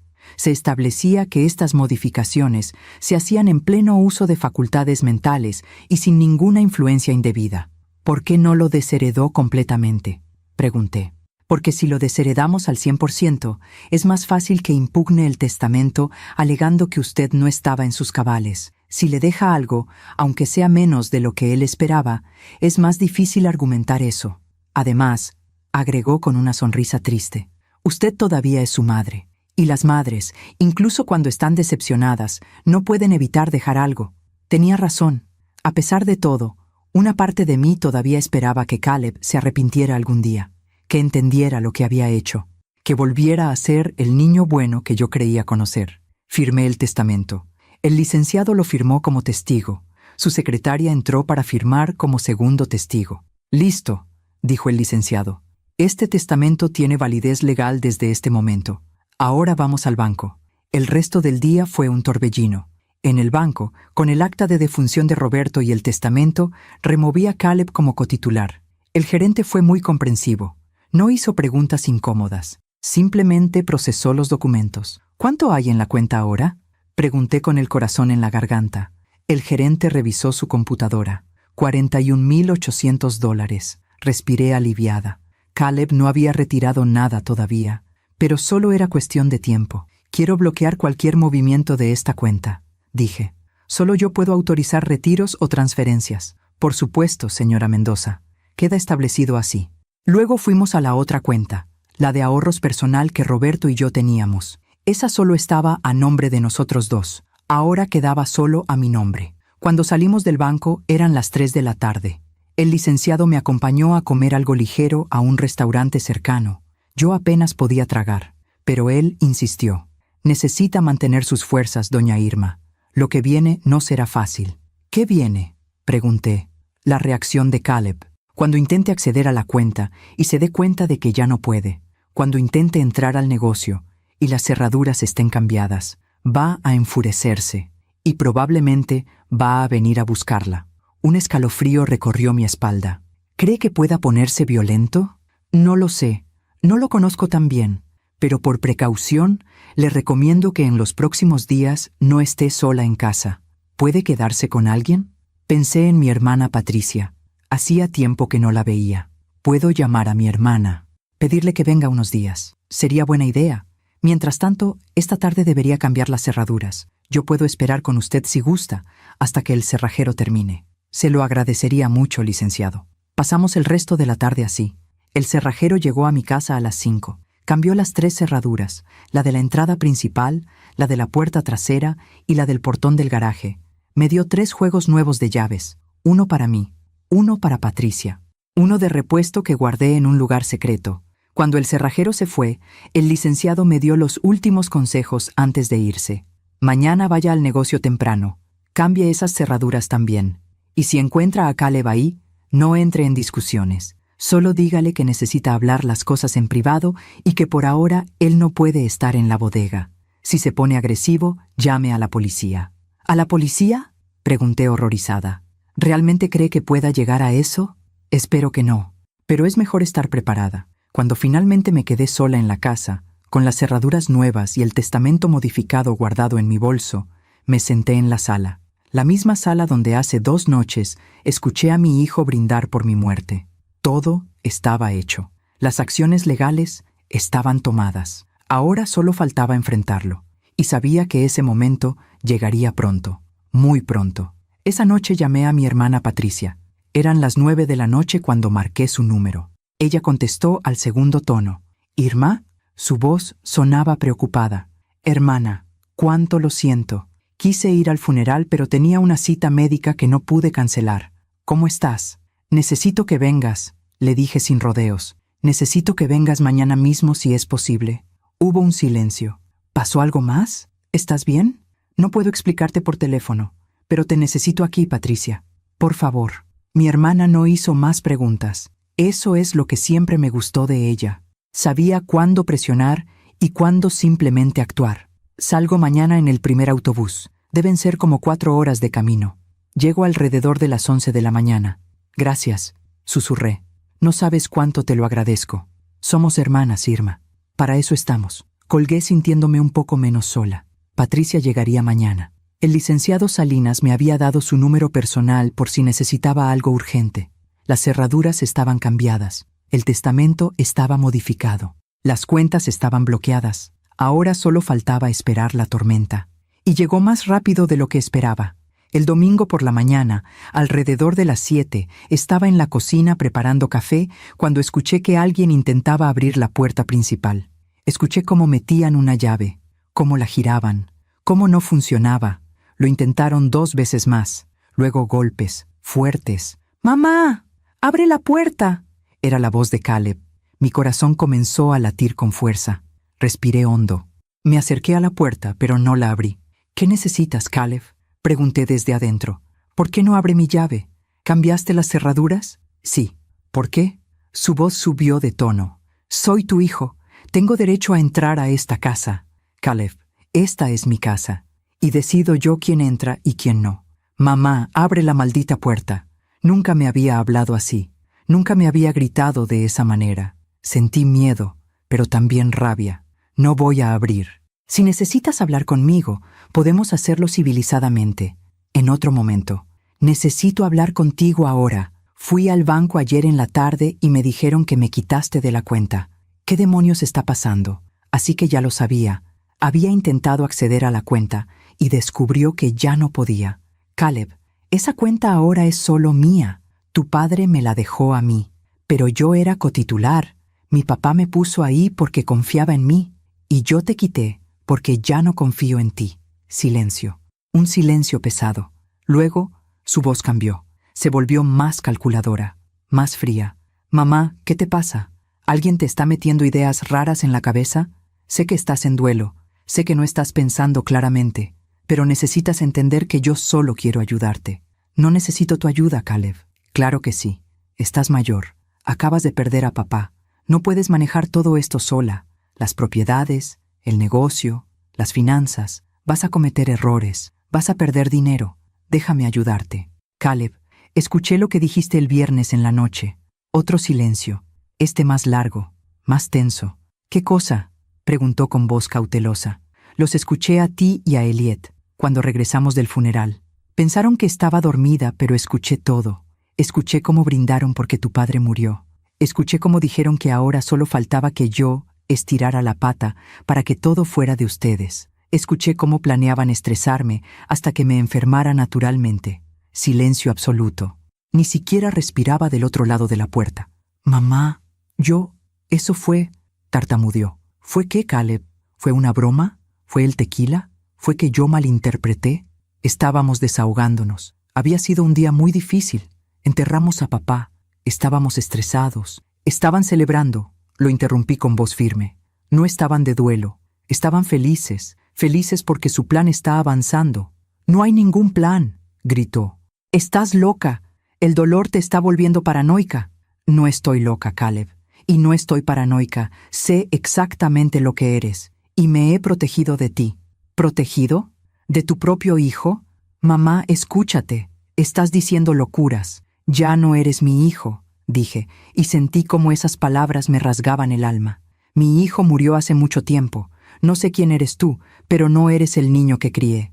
Mamá, abre esta puerta. Comenzó a golpear más fuerte. Los golpes retumbaban por toda la casa. ¡Caleb! ¡Vete!, grité. «Vete o llamo a la policía. Esta es mi casa. Mi papá la construyó pensando en mí. Tu papá la construyó pensando en nuestra familia. Y la dejó a mi nombre. Esta casa es mía. Este patrimonio es mío. Y tú ya no eres bienvenido aquí». Los golpes cesaron. Escuché pasos alejándose. Luego el sonido de un auto encendiéndose. Se fue. Me dejé caer al suelo, apoyada contra la puerta, temblando. Había sucedido. El enfrentamiento que tanto temía había sucedido. Y había sido peor de lo que imaginé. No porque Caleb fuera violento físicamente, sino porque en ese intercambio de palabras acababa de perder a mi hijo definitivamente. Ya no había vuelta atrás. Ya no había posibilidad de reconciliación. La grieta se había convertido en un abismo. Me quedé ahí sentada en el suelo durante no sé cuánto tiempo, llorando, no por Roberto esta vez, sino por Caleb, por el niño que fue, por el hombre en que se convirtió, por la relación madre-hijo que nunca volvería a existir. Patricia llegó poco después de las 11. Toqué el timbre y corrí a abrir. Cuando vi a mi hermana parada ahí con su maleta pequeña, me derrumbé en sus brazos. Ya, me consoló, acariciándome el cabello como cuando éramos niñas. Estoy aquí. Todo va a estar bien.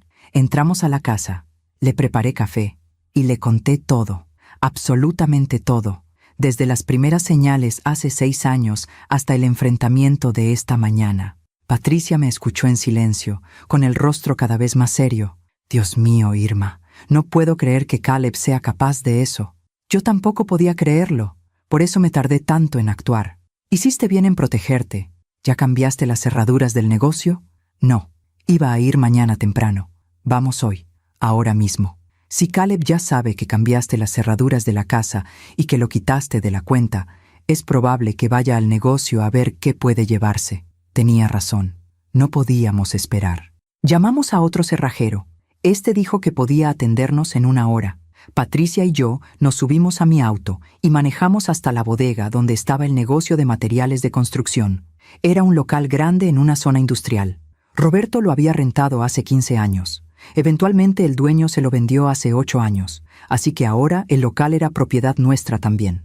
Dentro había estantes llenos de bolsas de cemento, varillas de acero, tabiques, herramientas, pinturas, todo tipo de materiales. Abrí la puerta con las llaves que todavía funcionaban.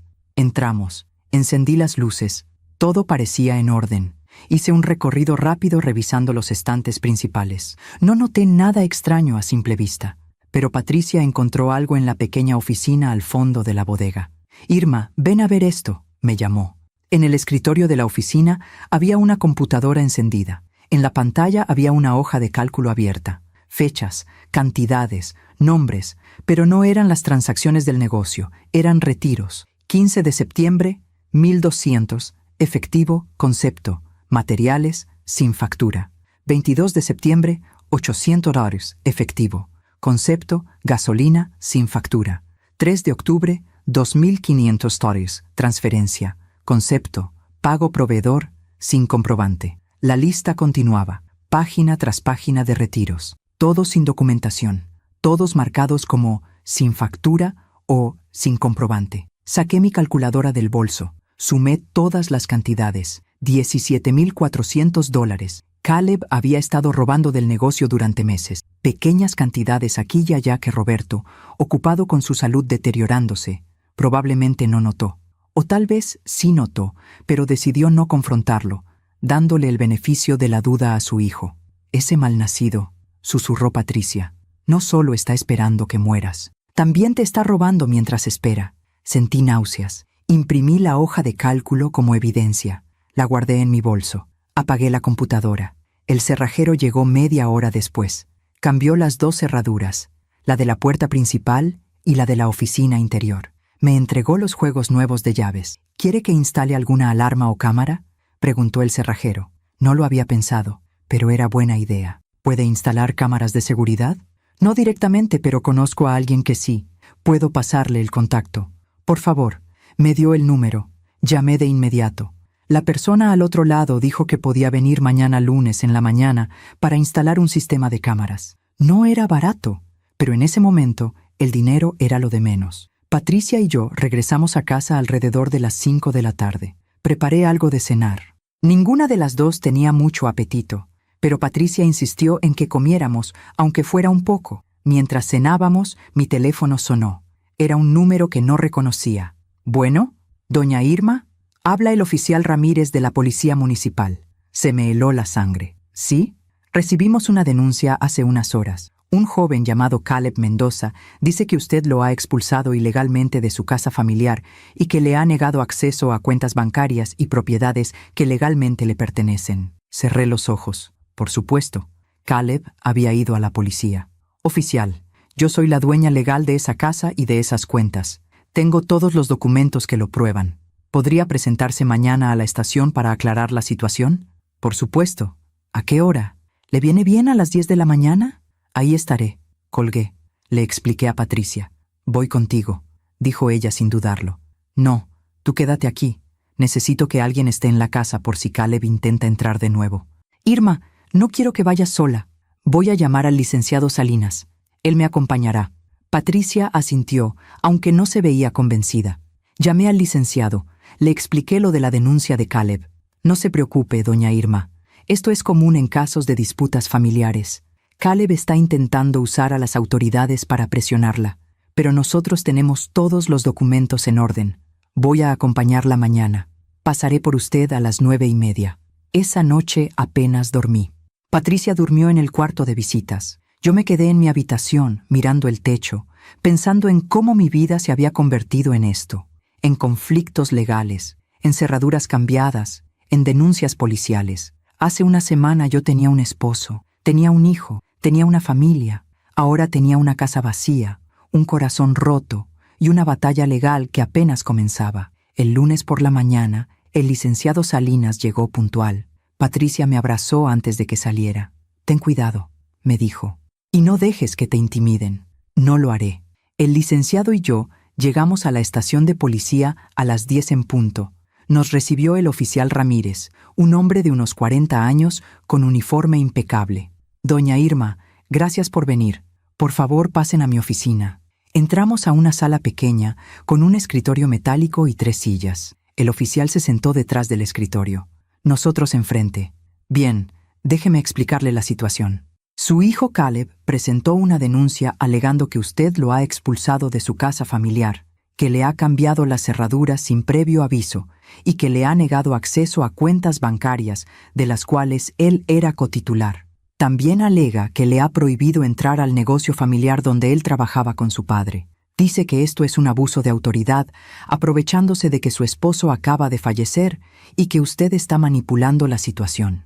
El licenciado Salinas abrió su portafolio antes de que yo pudiera responder. «Oficial, permítame presentar la documentación correspondiente. Aquí está el acta de defunción del señor Roberto Mendoza.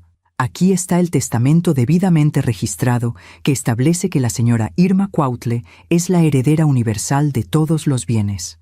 Aquí están las escrituras de la propiedad ubicada en calle Reforma 234, que está a nombre de la señora Cuautle y su difunto esposo, y que ahora por derecho de supervivencia pertenece únicamente a ella. Aquí están los documentos del banco que confirman que el señor Caleb Mendoza fue removido como cotitular de la cuenta por decisión de la titular legítima, que es la señora Cuautle. Y aquí está el documento de propiedad del local comercial donde opera el negocio de materiales, también a nombre de la señora Cuautle. El oficial revisó cada documento con cuidado, tomó su tiempo, leyó las letras pequeñas, verificó los sellos y firmas. Finalmente levantó la vista. Todo está en orden.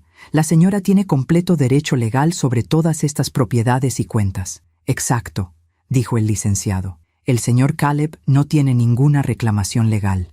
Él no es propietario de ninguna de estas propiedades, no es titular de ninguna de estas cuentas, y su madre, como dueña legal, tiene todo el derecho de decidir quién entra a sus propiedades. Pero es su hijo, dijo el oficial, con expresión confundida. ¿Por qué haría esto? Saqué de mi bolso la hoja de cálculo que encontré en la computadora del negocio. Porque mi hijo, oficial, ha estado robándome. Aquí está la evidencia. $17,400 retirados del negocio en los últimos 4 meses sin documentación. Y además, respiré hondo, porque escuché a mi hijo y a su esposa, el día del funeral de mi marido, celebrar su muerte y planear cómo acelerar la mía para heredar más rápido. El oficial se quedó mudo mirando la hoja. Luego me miró a mí, luego al licenciado. ¿Tiene testigos de esa conversación? No, estaba sola en mi habitación, pero la escuché claramente. Entonces, es su palabra contra la de él. Lo sé, pero esta hoja, señalé el documento, no miente, y me gustaría presentar una denuncia formal por robo. El oficial suspiró pesadamente. Esto se está complicando. Mire, doña Irma, legalmente usted está en su derecho de hacer lo que ha hecho, pero entiendan que esto es un asunto familiar muy delicado. Mi recomendación es que intenten resolver las cosas en privado, tal vez con mediación familiar. Oficial, dijo el licenciado Salinas firmemente, la señora Cuautle no tiene ninguna obligación de mediar nada. Ella es la víctima aquí. Ha sido robada por su propio hijo. Ha sido amenazada indirectamente. Tiene derecho a proteger su patrimonio y su seguridad. El oficial asintió lentamente. Tienen razón. Voy a desechar la denuncia del señor Caleb por falta de fundamento. Y si la señora desea presentar denuncia por robo, podemos proceder. Quiero presentarla, dije con voz firme. Quiero que quede registro oficial de lo que ha hecho. Pasamos la siguiente hora llenando formatos, declarando, anexando evidencias. Cuando finalmente terminamos, el oficial nos entregó una copia del reporte. Esto va a tardar en procesarse, advirtió, y probablemente no lleve a nada si su hijo devuelve el dinero, pero al menos queda el antecedente por si vuelve a haber problemas. Es todo lo que necesito, dije, el antecedente. Salimos de la estación cerca de la 1 de la tarde. El licenciado me llevó a comer algo antes de llevarme de regreso a casa. Lo hizo muy bien, doña Irma, me dijo mientras comíamos. Sé que todo esto es terriblemente doloroso, pero está defendiéndose de la manera correcta. ¿Cuándo termina esto?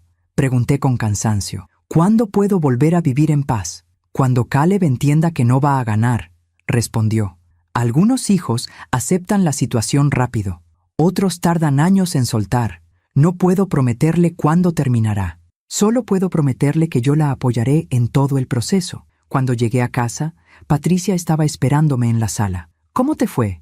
Caleb había presentado una denuncia contra mí, pero el licenciado presentó toda la documentación y la desecharon. Yo presenté una denuncia contra él por robo. Bien hecho, dijo Patricia. Ese muchacho necesita aprender que las acciones tienen consecuencias. Esa tarde, mientras tomábamos té en el patio junto a las plantas que Roberto amaba, mi teléfono sonó. Era Eliet. Dudé si contestar, pero algo me hizo hacerlo. ¿Bueno? Doña Irma. La voz de Eliet sonaba diferente, menos arrogante, casi asustada. Necesito hablar con usted. No tengo nada que hablar contigo, Eliet. Por favor, es importante. Es sobre Caleb. Él está muy alterado. Dice que va a demandarla, que va a pelear el testamento, que haga lo que quiera. La interrumpí. Ya tomé todas las precauciones legales necesarias. Si quiere demandarme, que lo haga. Pero no va a ganar. Doña Irma, usted no entiende. Nosotros necesitamos ese dinero. Tenemos deudas, muchas deudas. Si no, así que era eso. No solo era ambición, era desesperación. Habían estado gastando dinero que no tenían, apostando a que yo moriría pronto y ellos heredarían. Eso no es mi problema, Eliet. Deberían haber pensado en eso antes de planear mi muerte. No planeamos su muerte, solo estábamos desahogándonos. Ustedes brindaron con tequila celebrando que solo faltaba que yo estirara la pata. Eso no es desahogarse, eso es crueldad. Hubo silencio. Por favor, su voz se quebró. Al menos denos algo, aunque sea para pagar las deudas. No, pero Caleb es su hijo. Ya no, dije, y esas dos palabras me dolieron más que cualquier otra cosa en toda esta pesadilla. Ya no lo es. Colgué. Apagué el teléfono. Patricia me miró con lágrimas en los ojos. Lo siento mucho, hermana. Yo también, susurré. Yo también. Aún me pregunto si hice lo correcto. ¿Y tú? ¿Qué habrías hecho en mi lugar? Las semanas siguientes fueron extrañamente tranquilas, como el silencio que viene después de una tormenta devastadora. Caleb no volvió a aparecer en mi puerta. No volvió a llamar. Elliot tampoco. Era como si hubieran desaparecido de mi vida tan abruptamente como la muerte se llevó a Roberto. Patricia se quedó conmigo durante 3 semanas. Su presencia fue un bálsamo. Por las mañanas desayunábamos juntas en la cocina, mirando el jardín. Por las tardes salíamos a caminar por el parque. Por las noches nos sentábamos en la sala a recordar nuestra infancia, cuando la vida era simple y la familia significaba protección, no traición. ¿Sabes qué extraño más de cuando éramos niñas?, me dijo una noche, que mamá siempre decía, la familia es lo único que importa, y yo le creí toda mi vida, hasta ahora. Mamá no vivió lo suficiente para ver cómo sus nietos pueden traicionar a sus propios padres, respondí con amargura. No todos los hijos son como Caleb, Irma. Hay muchos que honran a sus padres hasta el último día. Lo sé, pero el mío no es uno de ellos. Un mes después del funeral, recibí una carta certificada. Era de un bufete de abogados que no conocía. La abrí con manos temblorosas. Caleb me estaba demandando. Alegaba influencia indebida en la modificación del testamento. Alegaba que yo no estaba en pleno uso de mis facultades mentales cuando lo cambié. Pedía que se anulara el Nuevo Testamento y se restaurara el anterior donde él era albacea y heredero único. Llamé de inmediato al licenciado Salinas. Ya me lo esperaba, dijo con calma. Es el último recurso de alguien desesperado. Pero no se preocupe. Tenemos toda la documentación que prueba que usted estaba perfectamente lúcida. Tiene 60 años, trabaja, maneja, toma decisiones complejas todos los días. Ningún juez va a determinar que no está en sus cabales. ¿Cuánto va a tardar esto? Meses, tal vez 1 año, pero al final ganaremos. Y así fue. Durante los siguientes meses asistí a audiencias, presenté documentos, respondí preguntas de abogados. El juez ordenó que me evaluara un psiquiatra forense para determinar mi capacidad mental.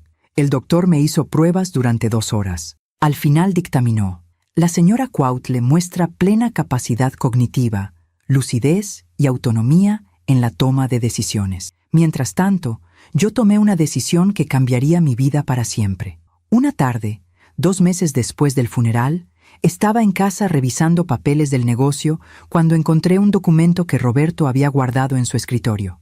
Era un folleto de una fundación que apoyaba a niños huérfanos en Puebla. Roberto lo había marcado con una nota adhesiva que decía: algún día, cuando tengamos más tiempo, me gustaría hacer algo por estos niños. Lloré al leer esas palabras. Roberto siempre quiso ayudar a los demás. Siempre habló de dejar un legado más allá del dinero. Y yo, en su memoria, iba a cumplir ese sueño. Llamé a la fundación. Pregunté cómo podía ayudar. Me invitaron a visitar su centro. Era un edificio modesto en las afueras de Puebla donde vivían 30 niños de entre 5 y 15 años. Niños que habían perdido a sus padres. Niños que no tenían a nadie. Cuando entré y vi sus rostros, algo en mi corazón sanó un poco. Estos niños necesitaban amor. Necesitaban una figura materna. Y yo, que había perdido a mi hijo, podía ofrecerles eso. Empecé a visitarlos todas las semanas. Les llevaba comida, les ayudaba con las tareas, les leía cuentos antes de dormir. Algunos me llamaban tía Irma, otros simplemente me abrazaban en silencio. Un día, la directora de la fundación me llamó aparte. Señora Irma, los niños la adoran. ¿Ha considerado formalizar su apoyo? ¿Formalizar?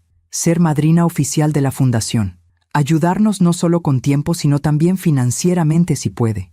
Esa noche pensé en el testamento modificado, 60% para instituciones de caridad. Esta era la institución perfecta. Quiero donar, le dije a la directora la siguiente semana. Quiero asegurarme de que estos niños tengan educación, comida, atención médica, todo lo que necesiten. ¿Cuánto está pensando donar? Todo lo que pueda mientras viva. Y después de mi muerte, la mayor parte de mi patrimonio. La directora se quedó sin palabras. Luego, lloró conmigo. Los meses pasaron. El juicio avanzaba lentamente. Caleb presentaba argumentos. El licenciado Salinas los refutaba. Yo seguía visitando a los niños del orfanato. Seguía regando las plantas de Roberto. Seguía viviendo. Un día, 6 meses después del funeral, Patricia tuvo que regresar a la Ciudad de México. Su propia vida la esperaba. ¿Vas a estar bien sola?, me preguntó antes de subir al autobús. Voy a estar bien, le aseguré. Ya no estoy sola.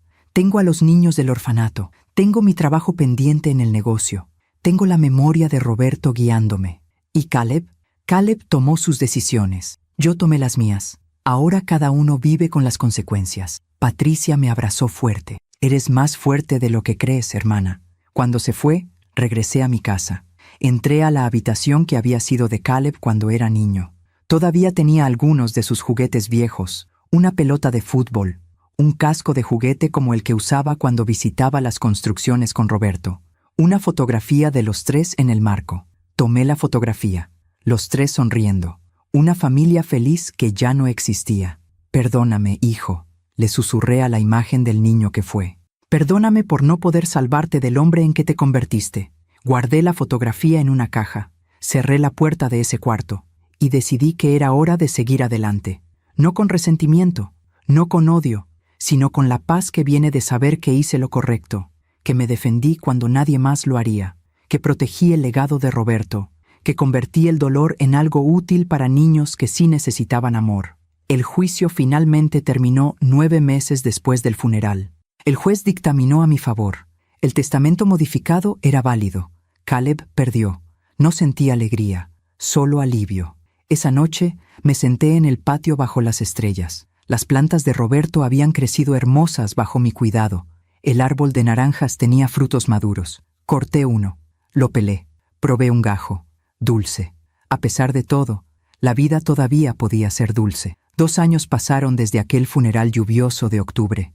2 años en los que reconstruí mi vida desde los cimientos. 2 años en los que aprendí que la mayor venganza no es hacer daño, sino vivir bien. Yo seguía visitando el orfanato cada semana. Ahora era la madrina oficial. Había financiado la renovación del comedor y la biblioteca. Los niños me esperaban cada jueves con abrazos y sonrisas. Algunos ya me decían, abuela Irma.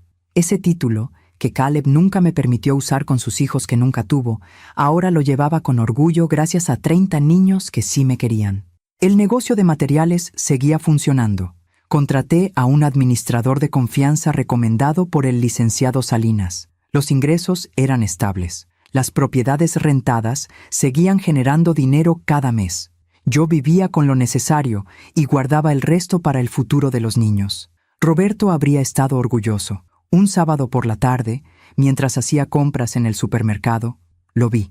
Caleb estaba al final del pasillo de los cereales, más delgado, más demacrado, con ojeras profundas y ropa que se veía vieja. Empujaba un carrito casi vacío, un paquete de pasta, una lata de atún, pan barato. Nuestras miradas se cruzaron. Vi algo en sus ojos que no había visto antes. No era rabia, no era orgullo, era vergüenza. Desvió la mirada rápidamente. Dio la vuelta y se alejó por otro pasillo como si yo fuera un fantasma que prefería no enfrentar. No lo seguí. No dije nada. Simplemente continué con mis compras. Pero esa imagen se quedó conmigo. Mi hijo comprando lo mínimo para sobrevivir. Mi hijo que había soñado con heredar millones, ahora contando monedas para pagar atún enlatado.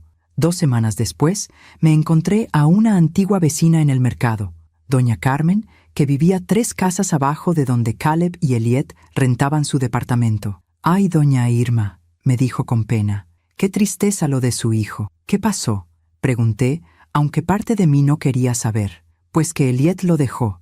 Se fue con otro hombre hace como 6 meses. Un empresario de Monterrey con mucho dinero. Dicen que Caleb cayó en depresión. Perdió su trabajo. Tiene deudas por todos lados. Los del departamento donde vivía lo corrieron por no pagar la renta. Ahora vive en un cuarto pequeño en una vecindad. Sentí un dolor en el pecho, no de satisfacción, de tristeza. ¿Y usted lo ha visto?, preguntó doña Carmen con curiosidad morbosa. Una vez, en el supermercado, pero no hablamos. Dicen que a veces pregunta por usted, que le gustaría hablar, pero que le da vergüenza después de todo lo que pasó. Esa información me persiguió durante días. Caleb preguntaba por mí. Caleb quería hablar, pero el orgullo o la vergüenza se lo impedía. Parte de mí quería buscarlo.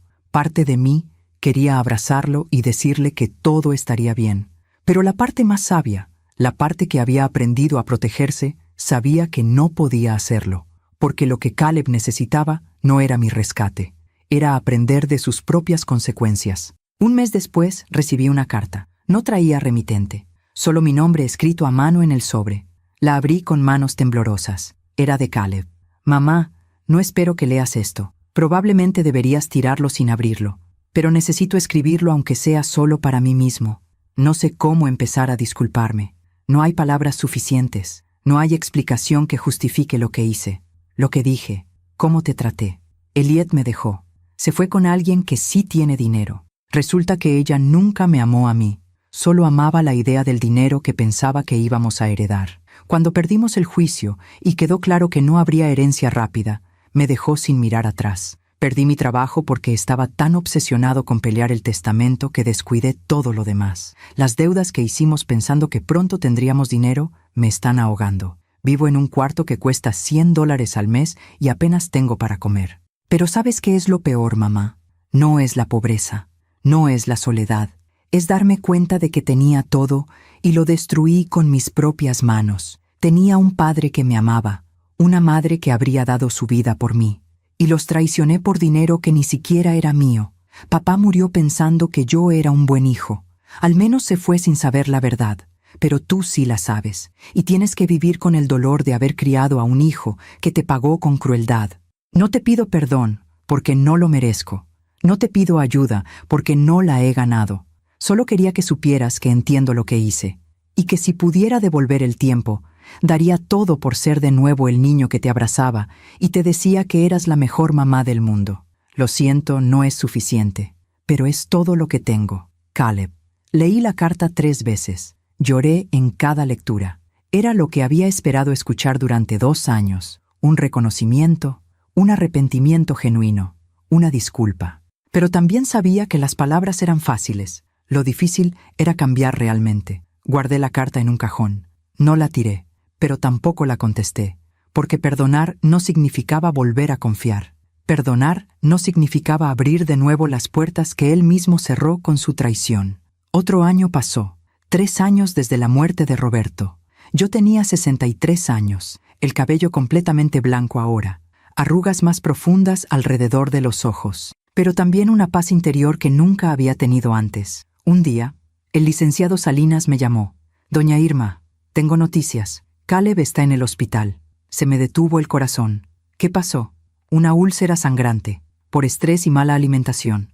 Está estable, pero los médicos dicen que estuvo grave. No tiene seguro médico, no tiene dinero para pagar. El hospital social lo está atendiendo, pero pensé que debía saberlo. ¿Qué hospital? El general. Pero doña Irma, piénselo bien antes de ir. Usted no tiene obligación. Lo sé, interrumpí, pero necesito verlo. Solo una vez. Fui al hospital esa misma tarde. Pregunté en recepción. Me dieron el número de habitación. Era una sala compartida con otros 4 pacientes. Cortinas sucias separaban las camas. El olor a desinfectante mezclado con enfermedad llenaba el aire. Caleb estaba en la tercera cama, dormido, conectado a un suero. Su rostro era una sombra del hombre que fue, 35 años y parecía de 50. Me senté en la silla de plástico junto a su cama. No lo toqué. Solo lo observé. Este era mi hijo, el bebé que lloró en mis brazos, el niño que me regalaba flores del jardín, el adolescente que me abrazaba antes de ir a la escuela. Este también era el hombre que celebró la muerte de su padre, el hombre que planeó mi muerte, el hombre que me robó. Ambos eran la misma persona, y tenía que aceptar esa verdad dolorosa. Sus ojos se abrieron lentamente. Me vio. Lágrimas inmediatas rodaron por sus mejillas. «Mamá», susurró con voz ronca, Hola, Caleb. No esperaba que vinieras. Yo tampoco. Silencio. Un silencio pesado con 3 años de dolor entre nosotros. Recibí tu carta, dije finalmente. ¿La leíste? Sí. Y entiendo que te arrepientes, pero el arrepentimiento no borra lo que hiciste. Asintió, con más lágrimas cayendo. Lo sé. El doctor dice que estuviste grave. Sí. Pensé que iba a morir. Y lo único que pensaba era que moriría sin que tú supieras cuánto lo lamento. Ahora lo sé. Me levanté de la silla. Mamá, espera. Su voz se quebró. ¿Puedo pedirte algo? ¿Qué? ¿Algún día podrás perdonarme? Lo miré a los ojos. Vi al niño. Vi al monstruo. Vi al hombre quebrado en una cama de hospital. Algún día, dije suavemente. Pero ese día todavía no llega. Salí de la habitación. Bajé al área de administración. Le dije a la trabajadora social que pagaría los gastos médicos de Caleb Mendoza. Nada más. No su renta. No sus deudas. Solo lo necesario para que no muriera en ese hospital. Porque eso era lo que Roberto habría hecho. Porque yo todavía era su madre, aunque él ya no fuera mi hijo en el sentido que alguna vez lo fue. Salí del hospital con el corazón pesado, pero la conciencia tranquila. La vida le había cobrado a Caleb. Le había cobrado cada risa cruel, cada plan mezquino, cada traición. No necesité hacer nada. La vida tiene su propia forma de balancear las cuentas, y yo, finalmente, estaba en paz con eso. Han pasado 5 años desde aquel funeral lluvioso, 5 años desde que escuché aquellas palabras que cambiaron mi vida para siempre. Finalmente, ahora solo falta que ella estire la pata y todo será nuestro. Hoy tengo 65 años, el cabello completamente blanco, las manos marcadas por el tiempo, pero el corazón, paradójicamente, más ligero que nunca. Sigo visitando el orfanato cada semana. Algunos de aquellos niños ya son adolescentes. 2 de ellos entraron a la universidad con becas que la fundación les otorgó. Me llaman para contarme sus logros. Me invitan a sus graduaciones. Me consideran familia. Esa es la ironía más hermosa de mi vida. Perdí al hijo que nació de mi vientre, pero gané 30 hijos que nacieron de mi corazón. El negocio de Roberto sigue funcionando bien. Las rentas siguen llegando cada mes. Vivo con lo necesario. El resto lo guardo para los niños y para las instituciones que especifiqué en mi testamento. Mi hermana Patricia me visita cada 2 meses. Nos sentamos en el patio, bajo el árbol de naranjas que ahora es enorme y da frutos dulces todo el año. Tomamos café con pan dulce. Recordamos, reímos, a veces lloramos. ¿Has vuelto a saber de Caleb?, me preguntó en su última visita. Sí, me escribe cada 6 meses aproximadamente. Cartas cortas. Me cuenta cómo está. Me dice que sigue arrepentido, que está intentando reconstruir su vida. Consiguió un trabajo modesto en una ferretería. Vive solo. Eliet nunca volvió. ¿Y tú? ¿Le respondes? A veces. Mensajes breves. Le pregunto cómo está su salud. Le deseo lo mejor. Pero no más que eso. ¿Crees que algún día podrán reconciliarse? Pensé en esa pregunta durante largo tiempo antes de responder. No lo sé, Patricia. El perdón es un proceso. Yo ya no siento rabia hacia él. Ya no deseo su mal. Incluso oro porque encuentre paz. Pero confiar de nuevo, eso es algo que tal vez nunca pueda recuperar. Y está bien así. Algunas relaciones, una vez rotas, nunca vuelven a ser lo que fueron. Y aceptar eso también es sabiduría. El otro día, mientras regaba las plantas del patio, esas mismas plantas que Roberto cuidaba con tanto amor, me puse a pensar en todo lo que viví. Si alguien me hubiera dicho hace 6 años que mi hijo me traicionaría, que perdería a mi esposo, que terminaría en batallas legales y corazones rotos, probablemente no habría tenido el valor para seguir adelante. Pero aquí estoy, todavía de pie, todavía con ganas de vivir, porque aprendí algo fundamental en estos 5 años. La vida no se trata de evitar el dolor. El dolor es inevitable. La vida se trata de lo que haces con ese dolor. Si lo dejas que te destruya o si lo transformas en sabiduría. Yo escogí transformarlo. Transformé mi dolor en amor para niños huérfanos. Transformé mi traición en límites saludables. Transformé mi pérdida en gratitud por lo que tuve mientras duró. Roberto fue un gran hombre. 37 años a su lado fueron un regalo. El hecho de que terminaran en dolor no borra la belleza que vivimos juntos. Caleb fue un buen niño. Los primeros 25 años con él fueron hermosos. El hecho de que se perdiera en el camino no borra los recuerdos dulces de su infancia. Puedo sostener ambas verdades en mi corazón sin que me destruyan. A veces, cuando el sol se pone y pinto el cielo de naranjas y rosas, me siento en la mecedora del patio. Esa misma mecedora donde Roberto se sentaba a leer el periódico. Y hablo con él. Mi amor, le digo al viento. Hice lo que tenía que hacer. Protegí lo que construimos. Honré tu memoria de la manera que sé que hubieras querido. Los niños del orfanato tienen educación gracias a ti. Tienen comida. Tienen esperanza. Ese es tu verdadero legado. No el dinero, sino el amor multiplicado. Y juro que a veces siento su presencia, en el aroma de las gardenias, en el sonido del viento entre las hojas, en la dulzura de las naranjas que caen del árbol. Él sigue aquí, de alguna manera, cuidándome. En cuanto a Caleb, también oro por él. Oro para que encuentre su camino, para que aprenda a ser el hombre que su padre quiso que fuera, para que algún día pueda mirarse al espejo sin vergüenza. No sé si volveremos a tener una relación.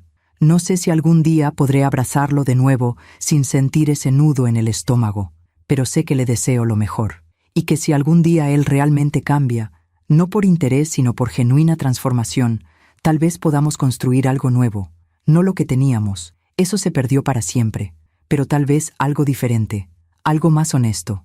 Por ahora estoy bien, estoy en paz.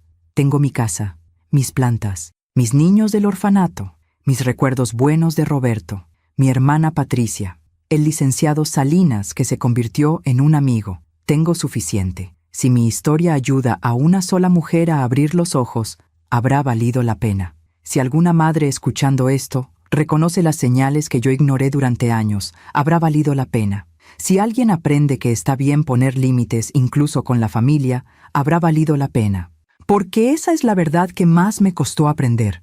Amar a alguien no significa permitir que te destruyan. Ser madre no significa sacrificarte hasta desaparecer. Puedes amar y protegerte al mismo tiempo. Y eso no te hace mala persona, te hace sabia. Roberto solía decir que las plantas necesitan agua, sol y paciencia para crecer, pero también necesitan que cortes las ramas enfermas para que no maten al resto del árbol. Caleb fue mi rama enferma, y tuve que cortarla para salvar mi propia vida. Fue la decisión más dolorosa que tomé jamás, pero también fue la que me salvó. Ahora, cada mañana cuando despierto, lo primero que veo es la fotografía de Roberto sobre mi buró. Le sonrío, le doy los buenos días, y le agradezco por haberme enseñado lo que es el amor verdadero. Porque aunque Caleb me enseñó lo que es la traición, Roberto me enseñó que el amor real existe. Y esa es una lección que nadie puede quitarme. Gracias por escucharme hasta el final. Gracias por acompañarme en este viaje de dolor y sanación. Si esta historia tocó tu corazón, suscríbete y activa la campanita para escuchar más historias de mujeres que transformaron su dolor en sabiduría. Cada día, una mujer, una lección de vida.